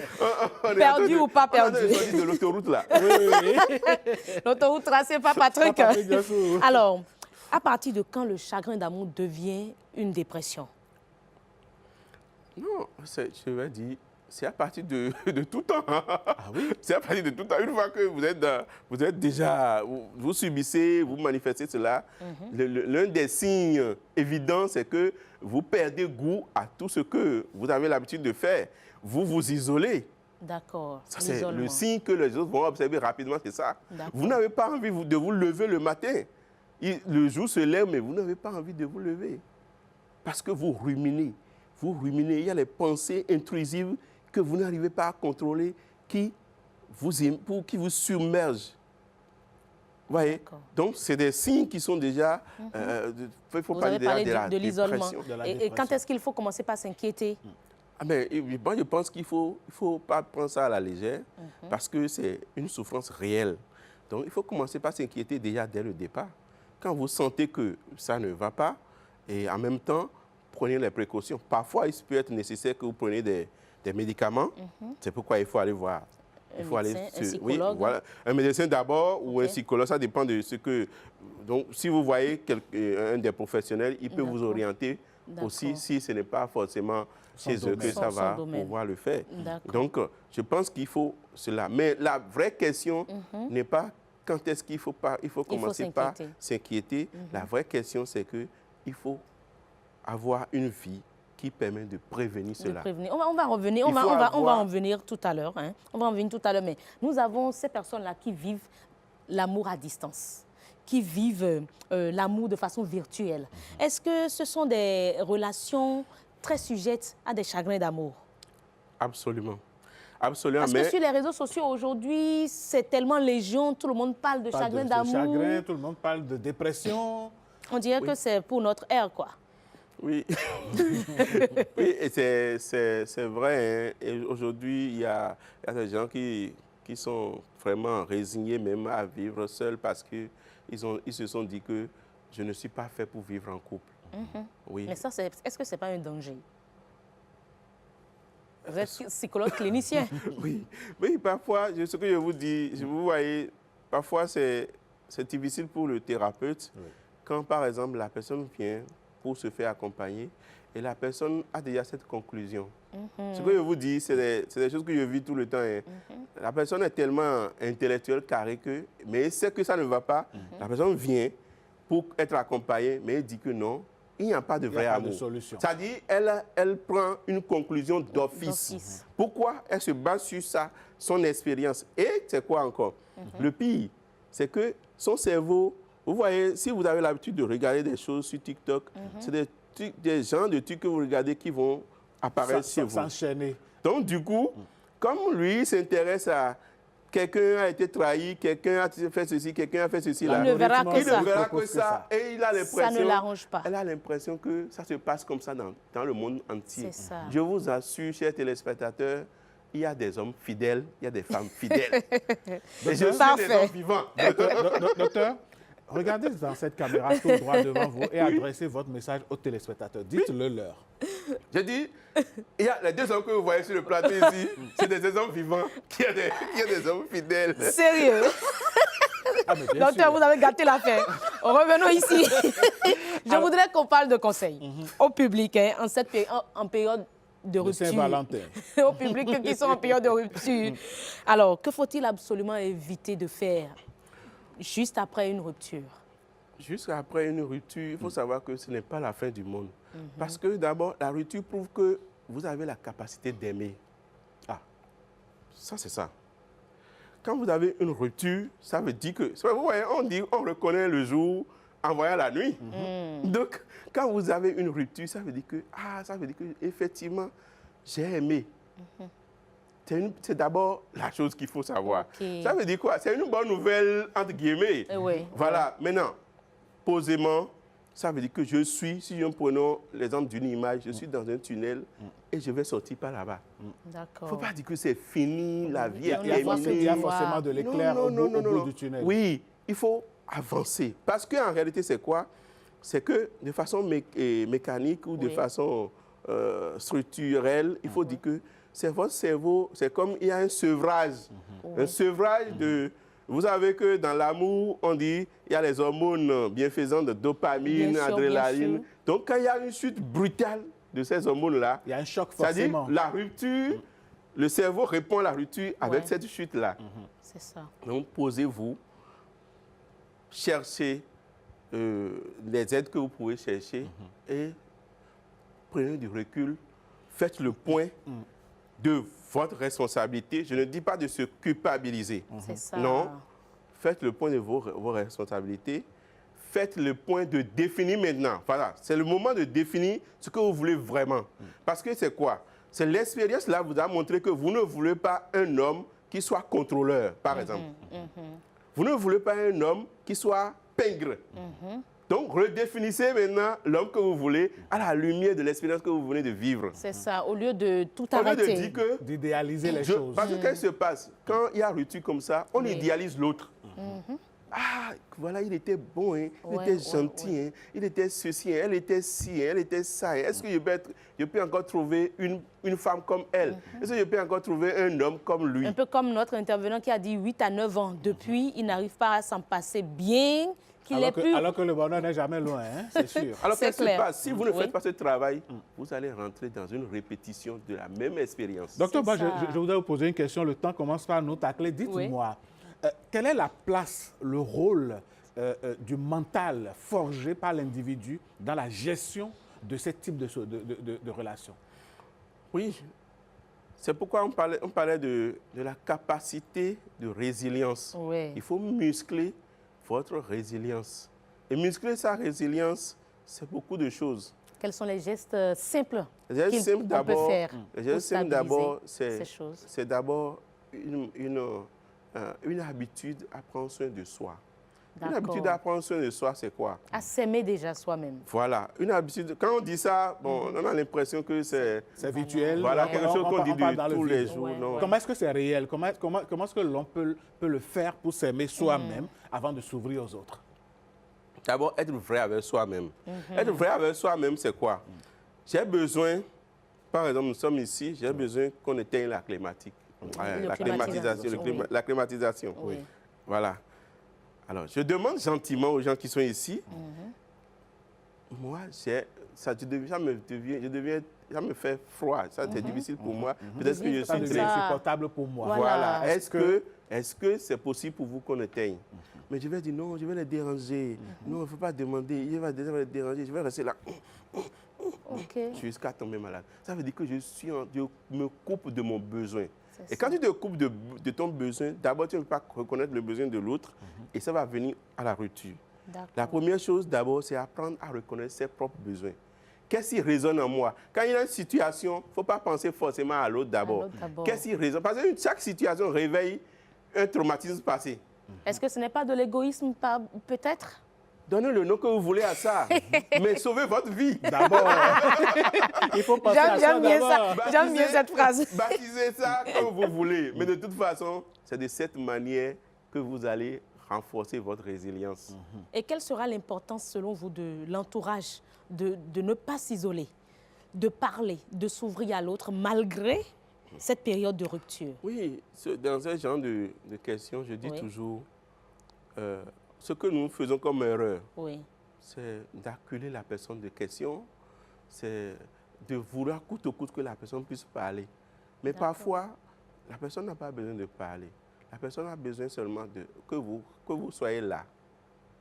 Juste la présence. Vous n'avez pas besoin d'obliger la personne à parler. La personne peut parler de manière spontanée. La personne peut sentir. Laissez le silence et restez là. Donc l'entourage, c'est quoi? D'abord, ne pas laisser la personne seule. C'est que la personne soit à vos petits soins. Ce n'est pas pour lui dire... Que vous soyez à ses petits soins. À ses petits soins. Ce n'est pas pour lui dire, hey, qu'est-ce que tu as? Aujourd'hui, j'ai vu que tu as fait ci. Tu ne faisais pas ça avant. Il faut me parler. Ça devient un harcèlement. Il ne faut pas le harceler. Non, il faut le laisser. Il faut rester auprès de lui. Il faut être joyeux. Vous voyez, la joie est contagieuse. Il faut être joyeuse. Il faut montrer que vous êtes heureux. Heureux. Heureusement que nous avons une heureuse ici avec nous. On a oublié de contaminer tout le monde. Et ça, c'est pas pour la flatter, mais tout le temps, elle a toujours le sourire et elle nous contamine avec son heurosité. Docteur, pour terminer, comment faut-il prévenir le chagrin d'amour? Alors, une première chose, très rapidement, c'est de savoir que notre vie, que ce soit en dehors même de l'amour, notre vie doit être rythmée. D'accord. Sur tous les paliers. Sur tous les paliers. Nous sommes submergés. On court, on doit avoir l'argent, on doit faire ci, on doit faire ça, on doit sauvegarder notre image. Mais au-delà de tout, chacun doit avoir sa stratégie pour se retrouver. D'accord. Moi, hier, j'ai eu une journée chargée. Mais je suis rentré vers 23h30. J'ai tout laissé et j'ai fait la cohérence cardiaque. C'est-à-dire? Voilà. La cohérence cardiaque, c'est maintenant validé internationalement. C'est un type de se poser pour respirer.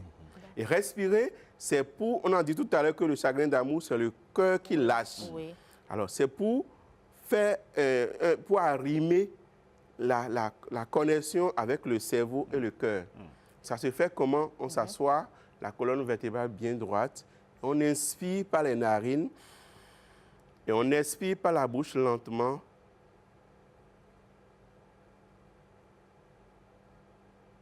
Tout bonnement. Franchement, ça donne une sensation. On sent déjà le... Non, vous pouvez essayer. Oui, Allez, bon, moi, vous pouvez essayer. Vous inspirez lentement et vous expirez lentement. Faites ça pendant 5 minutes le matin et sortez. Et vous allez vous retrouver. Une fois dans la journée aussi, faites ça. Le soir, faites ça. Je vous assure, quand vous faites ça, quelle que soit la pression de votre supérieur, quelle que soit la pression de votre conjoint, vous allez toujours être zen pour gérer. Parfait. Parce que de toute façon, l'organisme essaie d'équilibrer quand vous avez un problème. C'est-à-dire, naturellement, tu as fait les choses que, quand tu as une situation, quand tu es malade, l'organisme cherche à récupérer. Il cherche à guérir. Les anticorps. Voilà. Donc, quand l'organisme cherche à faire cet équilibre-là, tu renforces comme ça la capacité à mieux gérer le stress. Et oui, de toutes les façons. Ce qui est sûr, l'amour est bon pour la santé. Ah oui, l'amour est bon pour la santé. Allez, merci beaucoup, docteur. Ce qui est sûr, nous sommes dans une période où on parle de pression, on parle de dépression, mais vous pouvez vous faire une petite religion, quelle que soit la pression. Si jamais vous entendez pression, moi, dans ma vie, c'est bière qui va suivre.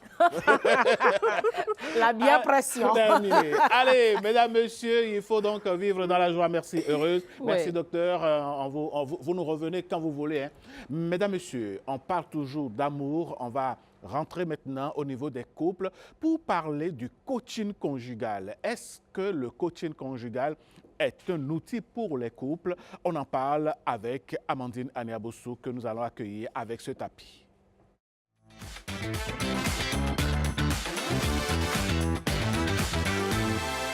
Le coaching conjugal dans les couples, est-ce qu'on peut utiliser cet outil pour connaître l'épanouissement? La fine fleur de ce plateau est là. Bonjour Amandine. Bonjour à vous Alain Sotumain. Comment allez-vous? Ça va bien chez vous? Ça va super. Vous voulez nous raconter votre premier chagrin d'amour? Je n'en ai pas eu. Je l'avais dit à Sérieux? tout à l'heure. Oui, c'est vrai. Moi, comme je vous l'ai dit, quand vous entendez pression, c'est la bière qui va suivre. Voilà. Et comme vous l'avez dit, on va parler de coaching familial ou conseiller matrimonial ce matin. Et il faut dire que la vie de couple marié est un voyage passionnant et de défis. Elle n'est jamais un long fleuve tranquille. Par moments, des difficultés peuvent apparaître et entraîner donc le doute, une désaffection sérieuse. Qu'est-ce qui peut donc créer des tensions dans le couple? Je vous invite à suivre quelques réactions. Il y a deux, il y a le manque de communication, il y a la routine qui s'installe dès qu'on se met ensemble. On n'innove plus, on ne veut plus faire plaisir à l'autre, on est concentré sur les réalités du foyer, les enfants, les problèmes du foyer. Donc on s'oublie et on finit par se désintéresser l'un de l'autre petitement et à la fin c'est les problèmes. Aujourd'hui dans les couples, c'est manque de l'argent qui amène souvent le problème dans le couple d'aujourd'hui. Parce que quand il s'agit que l'homme là avant, à l'époque, tu as un peu de sous et tu gères bien la chambre, bon, tout va bien. Mais quand il s'agit que le temps ne va plus bien et puis on va essayer de gérer d'une façon, bon, ça amène un peu de problème. Moi, je dirais qu'on n'a pas forcément besoin de quelqu'un pour nous conseiller. Il faut une rétrospection de soi-même. Il faut qu'on retourne dans le passé, quand on s'est connu, comment on était. Parce qu'en réalité, dans un couple, il n'y a pas d'intermédiaire. Quand les deux qui cohabitent ensemble ne décident pas de régler leurs problèmes, personne ne peut venir intervenir. Il faudrait que l'un fasse la terre et se rappelle de l'amour qu'il a pour son conjoint ou sa conjointe. Qu'est-ce qu'il peut faire pour réactiver la flamme? De nos mères, nos grands-mères, c'était différent, mais aujourd'hui aussi, c'est autre chose. À l'époque, si les parents vivent, il faut aller chez les parents pour expliquer ce qui se passe entre vous, et la femme et le mari, et puis pourrait appeler la femme ou le mari ou entre vous deux pour gérer. Il faut la compréhension entre l'homme et la femme, parce que nous les hommes aussi, on a nos problèmes. Quand il s'agit qu'on a trouvé d'autres femmes dehors, on n'arrive plus à prendre soin de celui qui est à la maison et puis on ne commande pas faire de n'importe quoi et tout ça amène des problèmes aussi dans le foyer. Parfois, vous voyez les hommes, quand ils sont de nous draguer, ils sont toujours derrière, ils vont te faire sortir des petits cadeaux. Mais dès qu'on rentre dans le foyer, il y a les enfants. Quand ils te plaît, mes chéris, tu ne me fais plus de cadeaux. Non, toi, me regarde tout ce qu'on a, toutes les charges qu'il y a là. Tu veux encore quoi? Il n'y a plus de petites sorties, il n'y a plus les câlins. Tout se résume au problème du foyer. Le loyer, la nourriture, les petits besoins du foyer. Donc, on oublie carrément qu'on doit continuer à entretenir l'amour, la flamme qui a été là, qui nous a permis d'être ensemble jusqu'à ce jour. Et oui, voilà un florilège voilà, je l'ai dit, de réactions de nos compatriotes, Amandine Aniabosso. Oui, par rapport aux tensions. Il y a des vérités qui sont sorties. Hein? Franchement, ils ont dit qu'il y a le manque d'argent. Ah ben bien sûr, c'est clair, quand la poche est vide. Le manque d'argent qui est source de tension. n'est pas actif. Donc, Alain Sochoué, pour surmonter donc tous ces problèmes inhérents à la vie en couple, on peut également solliciter, après les parents, la dame a dit qu'on n'a pas besoin d'intermédiaires, mais le monsieur a parlé des parents, des beaux-parents et autres qui peuvent intervenir, mais on peut également solliciter l'aide d'un conseiller conjugal ou d'une experte en relations conjugales. Et on en reçoit une ce matin. Elle s'appelle Blandine Vigan. Elle est spécialiste en relations conjugales. Bonjour à vous, madame. Oui, bonjour, madame. Comment vous allez? Je vais très bien. Vous avez suivi un peu l'élément. Nos compatriotes ont raison. Qu'est-ce que vous avez ajouté encore? Vraiment. Bonjour, chers téléspectateurs. Et je suis ravie d'écouter tout ce que les auditeurs en ligne ont dit tout à l'heure sur l'écran. Et les problèmes de l'amour sont divers et proviennent de plusieurs sources qui sont interconnectées. Et comme l'a dit la jeune dame, la première cause récurrente, c'est la communication qui est défaillante. Et au lieu d'exprimer ce que l'on pense clairement dans le couple à l'endroit de son partenaire, on rencontre beaucoup de couples qui se cachent derrière le pouvoir de l'amour et espèrent que l'autre doit deviner ce qu'il pense. Et deviner, ce n'est pas toujours aussi facile. Et il y a aussi le fait qu'ils mettent devant leur bagage passé. C'est-à-dire la peur d'affronter leur vraie personnalité. C'est déjà un problème qui vient depuis l'enfance, les expériences vécues avec les parents, l'image que leur mère avait présentée dans le foyer. S'ils viennent encore d'un ménage polygamique, c'est compliqué. Bref, la communication défaillante est la première cause fondamentale. À ça, il y a plusieurs autres causes du problème des couples. Nous pouvons parler des attentes qui ne sont pas forcément alignées. Vous mettez ensemble avec un objectif, mais vous voyez avec le temps que cet objectif... Les centres d'intérêt différents et difficultés pour le couple à pouvoir harmoniser ces centres d'intérêt. On entre dans le couple peut-être parce qu'on a regardé un feuilleton et puis vraiment la romance et puis tout était... Et quand on rentre dans le couple avec ces attentes, on constate que la réalité n'est pas forcément le rêve. Et ça amène des problèmes dans le couple. Et comme l'a dit le monsieur, les deux là, ils ont vraiment parlé. La gestion financière. Dans le couple, ce n'est plus seulement mon argent. Nous devons travailler pour parler de l'argent du couple. Alors, comment est-ce que nous allons mettre cela en commun? C'est plusieurs... Et ça cause vraiment de problèmes. Et non, chez moi, c'est l'homme qui gère tout. C'est papa qui faisait tout et maman n'apportait rien. Donc, je dois vivre comme ça aussi dans mon ménage. Et on ne le dit pas franchement. Et on ne le dit pas ouvertement. Et puis, il y a des cachotteries autour. Après ça, il y a l'éducation des enfants. Quand les enfants commencent pas à venir dans le couple... Monsieur, madame se néglige et c'est tout pour les enfants et rien pour... Qui doit avoir la charge, la responsabilité d'accompagner les enfants? Il y a plusieurs questions qui s'imposent, mais qu'on ne se pose pas. Voilà les sources des problèmes. À tout cela, il y a les influences extérieures. Je vais parler des amis, de la pression sociale, de la belle famille. À ça aussi, je vais ajouter le boulot. Parce que peut-être à un instant T, vous étiez... stagiaire, je donne juste un exemple comme ça. Et à un instant T plus 1, vous avez trouvé un emploi stable, peut-être un peu plus loin, et voilà. Le portail des dégâts quand la communication est défaillante dans ces situations. Il y a également, vous avez parlé de la gestion financière, mais on constate également dans certains couples, quand c'est la femme qui apporte l'argent, ça crée également des tensions. Peut-être l'homme se sent parfois inférieur à sa femme. Et il y a des problèmes par rapport à cette situation. Oui, il y en a beaucoup par rapport à cette situation et ça vient de la culture que nous avons reçue. Il faut que nous sachions que la société impacte beaucoup sur la vie de couple. On se dit que quand on est homme et la femme doit être soumise à l'homme, donc on doit être le détenteur du pouvoir financier. Alors qu'aujourd'hui, le monde a évolué. Oui, le monde a évolué, c'est des perceptions qu'il faut corriger. Et pour régler tous ces problèmes, c'est important parfois d'avoir recours à un conseiller ou à une conseillère. Et vous, justement, en tant que conseillère matrimoniale, quel est votre rôle envers ces personnes qui viennent vous voir? Notre rôle est fondamental. Je vais partir de la tradition. Autrefois, on avait l'habitude de voir les aînés, les chefs religieux, pour accompagner les couples qui sont au bord. Les chefs de collectivité. Les chefs de collectivité. Et puis, il y avait les réunions familiales qui se multipliaient pour traiter de ce cas ou bien de ce cas.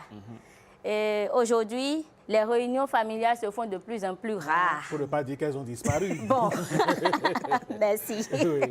Donc, les réunions familiales se font de plus en plus rares et on constate que beaucoup de couples prennent leurs problèmes intérieurement, à l'intérieur du couple et parfois arrivent au bord du gouffre. Et pour un rien, ils tombent dans les vices, le chemin du divorce. Il y a beaucoup de couples qui passent au tribunal pour divorcer. Alors qu'on pouvait régler le problème. Une discussion, des séances de thérapie qui vont les ramener sur le bon chemin. Parce que les couples, quand ils sont dans le problème, ils n'identifient pas tout de suite la source du problème. Ils s'attachent aux symptômes, aux inconvénients du problème. Ils se renvoient parfois la responsabilité. Alors que pour traiter un mal, il faut savoir réellement de quoi on souffre. Voilà pourquoi voir un conseiller est très important. Le conseiller apparaît ici comme une personne neutre qui va les écouter, créer un espace sûr où, pour de vrai, les partenaires vont se parler ouvertement. Ce n'est pas seulement se parler, mais s'écouter. Écouter l'autre, pas pour s'apprêter à lui répondre, mais pour essayer de le comprendre. Écouter l'autre pour l'amener à marcher sur le même chemin, dans la même direction que soi. Le conseiller est là comme un guide, un facilitateur. Et on voit souvent que quand les couples arrivent à discuter avec le conseiller et sous le regard avisé du conseiller, le problème est identifié, alors c'est déjà un nouveau départ. Et la joie des conseillers matrimoniaux, je vais vous dire, c'est que quand le couple vient vers eux, le cœur brisé, et dans l'évitement et parfois dans les mépris, ils repartent après quelques séances dans la joie. Le couple qui autrefois se culpabilisait, c'est toi qui as fait telle chose. Non, c'est pas moi, c'est toi qui as fait. Repart maintenant en se protégeant, en se défendant déjà devant le conseiller. Et à chaque fois, vous trouvez des solutions ou bien il y a déjà eu des cas qui vous ont dépassé? Non, ce n'est pas aux conseillers de trouver les solutions. Je voudrais bien attirer votre attention dessus. C'est le couple même qui arrive à mais vous les aidez quand même. Nous les guidons. Nous les guidons. Mais parfois, quand c'est au top niveau et puis c'est irrécupérable. Quand on a déjà laissé tout gâter. On a déjà laissé tout gâter et que les conjoints décident vraiment de ne plus se remettre ensemble, le conseiller peut les accompagner également à pouvoir gérer le reste derrière eux. Parce qu'il arrive des fois, effectivement, où les partenaires décident à la fin des séances de thérapie de ne pas se remettre ensemble. Mais les enfants sont là. Comment est-ce que l'accompagnement va se faire pour que les enfants ne soient pas blessés et que leur épanouissement ne reçoive pas déjà un choc dès l'enfance? Le conseiller est là pour les accompagner. Et parlez-nous un peu de vos succès. Par rapport au succès, j'en ai abordé tout à l'heure. Et c'est des trucs simples, faciles à dire, mais qui ont une grande importance. Vous voyez, je prends un couple qui vient vers vous parce qu'il ne discute plus. Et qu'est-ce qui peut amener à... Ils ne se parlent plus et l'intimité émotionnelle, physique, tout a disparu. Et avec des séances d'accompagnement, de guide, de facilitation, vous vous rendez compte que... Et des exercices qu'on leur donne à faire en couple, vous vous rendez compte qu'à une séance, vous posez un problème et c'est peut-être la femme qui se met à défendre l'homme pour dire « Ah, lors de l'exercice dernier, on a réussi à nous regarder droit dans les yeux. » Et enfin, j'ai compris que c'était moi qui étais en erreur. Voilà. Parce que quand les disputes éclatent, on n'arrive pas à se situer. Est-ce que c'est moi qui suis en faute? Est-ce que c'est l'autre qui est en faute? Mais avec l'accompagnement, ils commencent par reconnaître leur tort, à pouvoir se montrer tels qu'ils sont. Et comme on le dit en fond, en parlant d'amour, on dit souvent « ouanini », on commence par accepter l'autre, accepter son odeur, accepter ses défauts, accepter sa qualité. Quand nous, les conseillers matrimoniaux, nous commençons par constater ces choses, nous sommes sur le chemin. Madame Vigan, l'autre piège qui guette souvent les couples aujourd'hui, c'est de s'adresser à des gens non indiqués. On dit en pays font qu'on ne peut parler des problèmes de forge qu'avec un forgeron. Aujourd'hui, il y a des coachs autoproclamés, il y a des gens qui ne connaissent rien de la vie du couple, mais qui veulent donner des conseils aux autres. Quel est le risque dans ce cas? Le risque dans ce cas, quand il n'y a pas la maturité professionnelle qu'il faut, c'est que le couple peut partir en dérive. Quelque chose qui peut être sauvé, peut être échappé, peut nous échapper à tout moment. Et on peut continuer à foncer dans ses préjugés, dans ses blessures, frustrations, sans être véritablement guéri. Et avant d'aller voir un conseiller, je demanderais au couple de pouvoir enquêter et voir également les résultats de ce conseiller. Donc, il y a des critères, en fait, pour choisir son conseiller matrimonial. Voilà, il ne faut pas juste aller comme ça. Et je pense... Parce qu'on a écouté quelqu'un sur TikTok. Voilà, sur TikTok, aujourd'hui, tout le monde est journaliste et puis tout le monde peut parler, mais ce n'est pas forcément la réalité. Voilà. Au regard donc de votre parcours, est-ce qu'on peut dire aujourd'hui que les couples rencontrent assez de problèmes? Oui, les couples rencontrent beaucoup de problèmes. Je vais parler par exemple de la répétition. Quand vous êtes en couple et il y a un problème qui se pose, vous discutez, demain ça revient et c'est le même problème qui amène les disputes. C'est déjà un grand désaccord qui règne entre vous. Il y a le mépris. On voit des couples où l'autre parle avec sarcasme à son partenaire, le critique. Il n'y a pas du tout le respect. Il n'y a pas du tout le respect. Voilà, il y a beaucoup de désaccords comme ça. Et puis, l'autre commence par se sentir chosifié et se dit que je n'ai plus ma place dans ce couple. Ça commence par créer des distances dans le couple. On dit, ah, ou bien, vous n'entendez pas ces propos-là. On entend ça souvent, oui. Et on est là, c'est pour sauver les enfants. C'est pour sauver les enfants. Voilà que j'en ai déjà beaucoup. Et des fois, on dit ça aux enfants. Si ce n'est pas à cause de vous, je ne serai même plus ici. Je vais vous donner l'exemple d'un parent qui... Ce n'est pas forcément qu'ils disent, parce que les enfants perçoivent ce qui se passe. Même si les parents ne disent pas, les enfants sont attentifs à la communication non verbale. Et les communications violentes qui interviennent de temps en temps entre les parents, les enfants sont témoins et ils tirent leurs conclusions. En plus de ça, il y a des parents qui le disent. Si tu fais l'erreur, moi, c'est une erreur que j'ai faite pour épouser ton père. Est-ce que c'est parce que de plus en plus, on a tellement de jeunes qui vont au mariage sans préparation? Est-ce que ce n'est pas la cause réelle des problèmes dans le couple? Bon, c'est une cause parmi tant d'autres. C'est une cause parmi tant d'autres. Être jeune et entrer dans le mariage, ce n'est pas facile. Parce que quand on est jeune, on est dans la tranche d'âge où on continue de se développer, on continue d'apprendre à se connaître. Et puis, on rentre dans le mariage. Et dans quel mariage on rentre? Et quelle attente nous avons? La passion, l'épanouissement personnel, voilà. Tout ça amène des problèmes dans le couple parce que je m'attendais à une passion folle. Je rentre dans le mariage et c'est parce que j'avais prévu, en fait. Voilà. Donc, les problèmes commencent par tomber et puis voilà. Dans ce cas, même dans les couples les plus vieux, il y a ces problèmes qui interviennent. La routine, les couples deviennent des colocataires. Des colocataires et puis voilà, on en rencontre. Et comme l'a dit la fille qui a parlé tout à l'heure, il faut pimenter la relation. Il faut pouvoir entretenir, s'investir dans sa relation.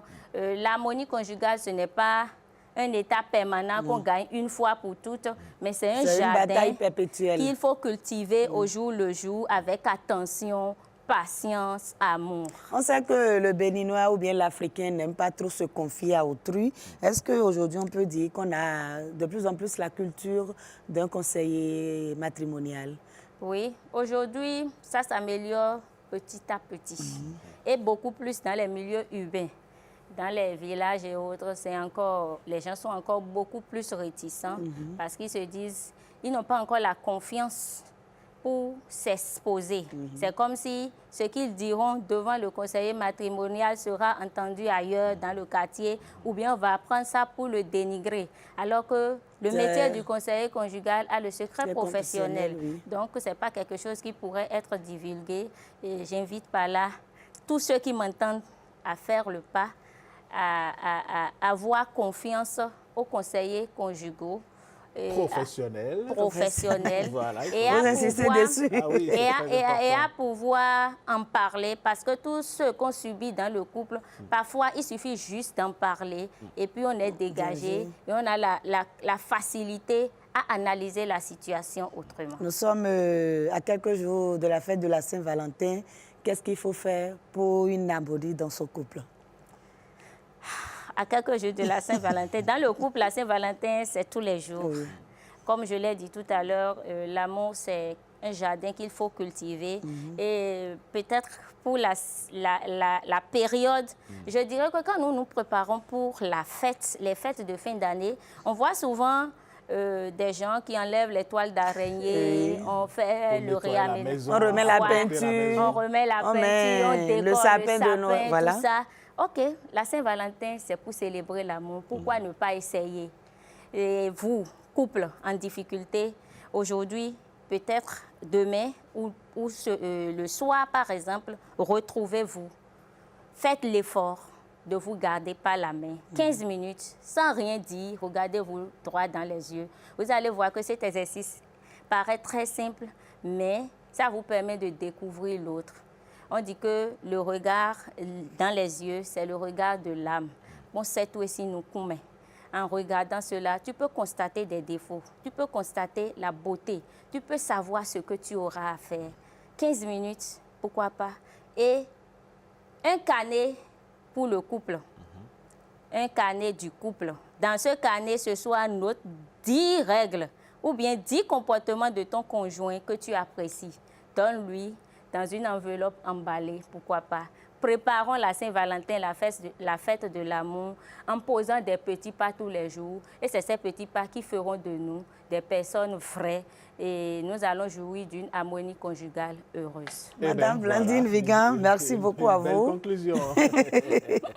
Merci d'être passée sur ce plateau. C'est moi. Merci. Alain, merci faites l'exercice ce soir. Non, même s'il n'y a pas de tension, on peut toujours le faire. Oui. Allez, de toute façon, s'asseoir. ça va être une bonne culture. Ça va être un outil de se connaître davantage. Oui. Merci, Madame Vigan, d'être passée sur ce plateau. Merci, Amandine. Merci à vous. On se dit à demain. Allez, merci. On parle d'amour, on va continuer par parler d'amour sur les réseaux sociaux aujourd'hui. Il y a tellement de choses qui se passent. On fait des rencontres, on connaît aussi des désillusions. Mais à l'ère des réseaux sociaux, comment est-ce que l'on peut arriver à construire ou reconstruire des relations saines? On en parle dans Éducation Média et ça va être avec Marvin que nous installons.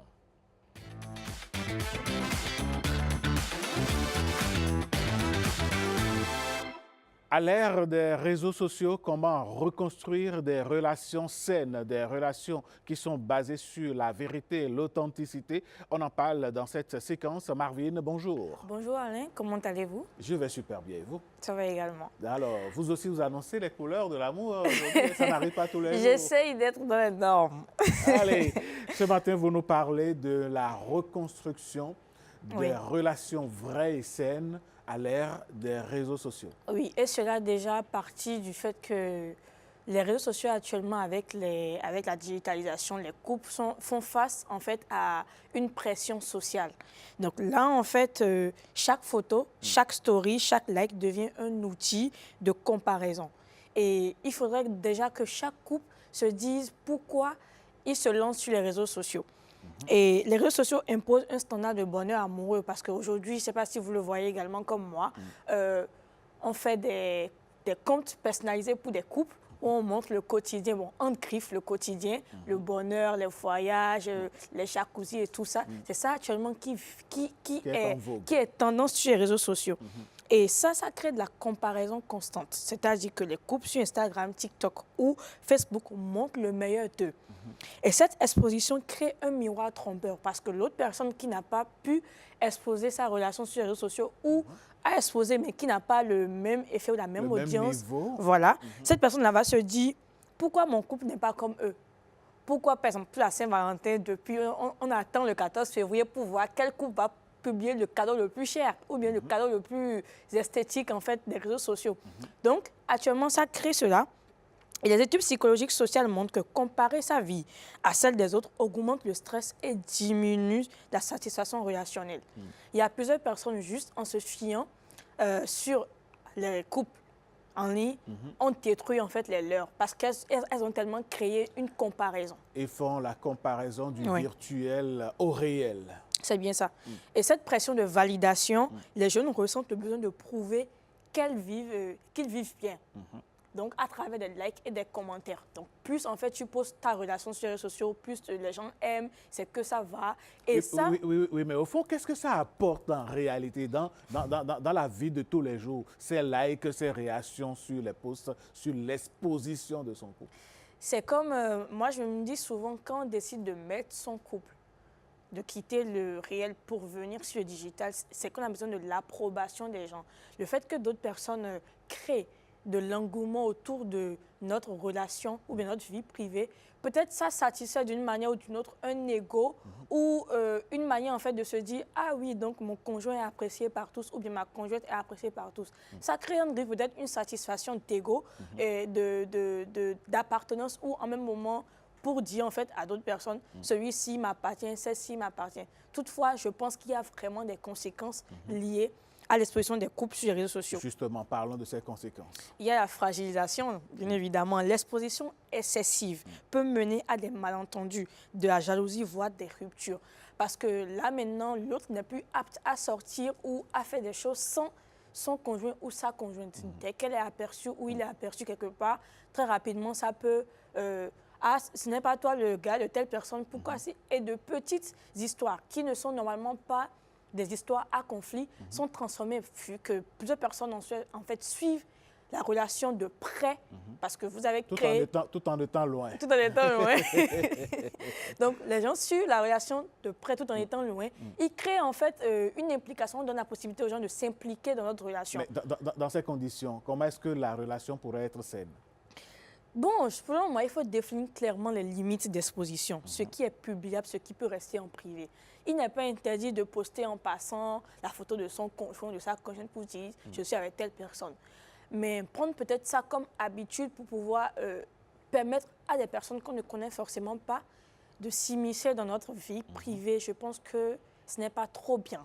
D'accord? Ce n'est pas trop bien parce que communiquer ça peut casser la communication avec son partenaire. Aujourd'hui, on assiste à des couples, des jeunes couples qui ne veulent plus ou bien qui ont rompu, mais juste parce que leur audience se sont habitués, ou bien s'est habitué en fait à les voir ensemble, ils ne peuvent pas dire fièrement nous ne sommes plus ensemble. Oui, mais quand ils ont publié le fait d'être ensemble, pourquoi ne pas publier le fait d'avoir rompu?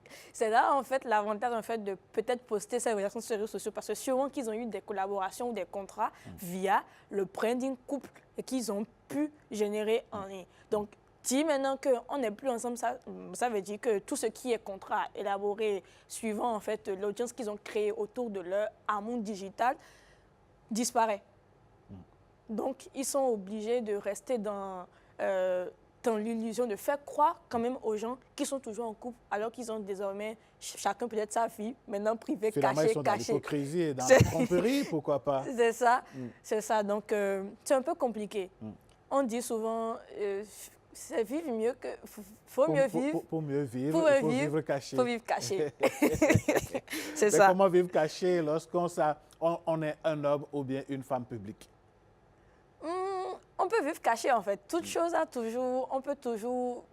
Dans sa chambre, on ne peut pas filmer. C'est toujours nous. Ça, c'est clair. C'est toujours à nous, en fait, de Tout faire à fait. sortir le téléphone et d'allumer la caméra pour filmer. Prenons l'exemple de ce plateau. Ici, vous et moi, nous, on fait notre boulot. Voici notre univers. Mais du moment où on filme notre maison, notre vie quotidienne qu'on poste, là, on sort carrément, on s'expose davantage. Oui, on s'expose davantage. Je suis en train de montrer ma vie privée. Donc, si dès que je quitte mon lieu de travail, que j'entre dans ma vie privée, je montre mon quotidien, c'est que je suis en train de dire aux gens, intégrés, faites ci, faites ça. Donc, si montrer ma vie privée va jusqu'à montrer mon partenaire, c'est que bon, je suis en train de leur dire, venez quoi, venez donner votre avis sur mon couple, venez noter sur 20. Ouais. Et donc, je ne serai pas étonné ou bien autre mesure de voir les autres réagir puisque je leur ouvre la fenêtre ou bien la porte. Oui, parce que c'est dès que tu postes, c'est que tu veux de l'approbation des gens. Donc, l'approbation des gens, là, maintenant, ils n'ont plus besoin de te demander est-ce que je dois donner. Parce que s'ils ne savent pas, ils ne peuvent pas venir devant votre poste pour toquer, pour demander qui est votre partenaire. C'est ça. Mais dès que vous partagez déjà une fois, deux fois, trois fois, dès qu'il y a un truc... Eh bien, il faut s'engouffrer. Voilà. Allez, Marvin, merci beaucoup. Nous sommes à 2 minutes de 9 h. Mesdames, Messieurs, on va faire une virée vers les quotidiens de notre pays pour voir ce que les journaux aujourd'hui nous présentent. Voici la virgule qui installe Barcela Rossi.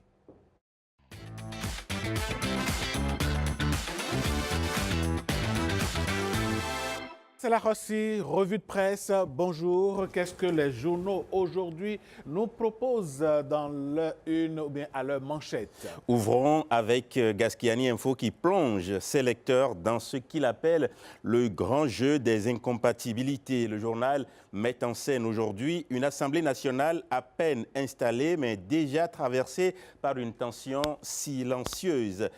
Déjà traversé donc par un de plus, c'est le temps accordé aux ministres, maires et directeurs devenus députés pour trancher, gouverner ou légiférer. Le temps, 20, 30 jours, pas un de plus, décrit le quotidien. Une valse hésitante s'organise.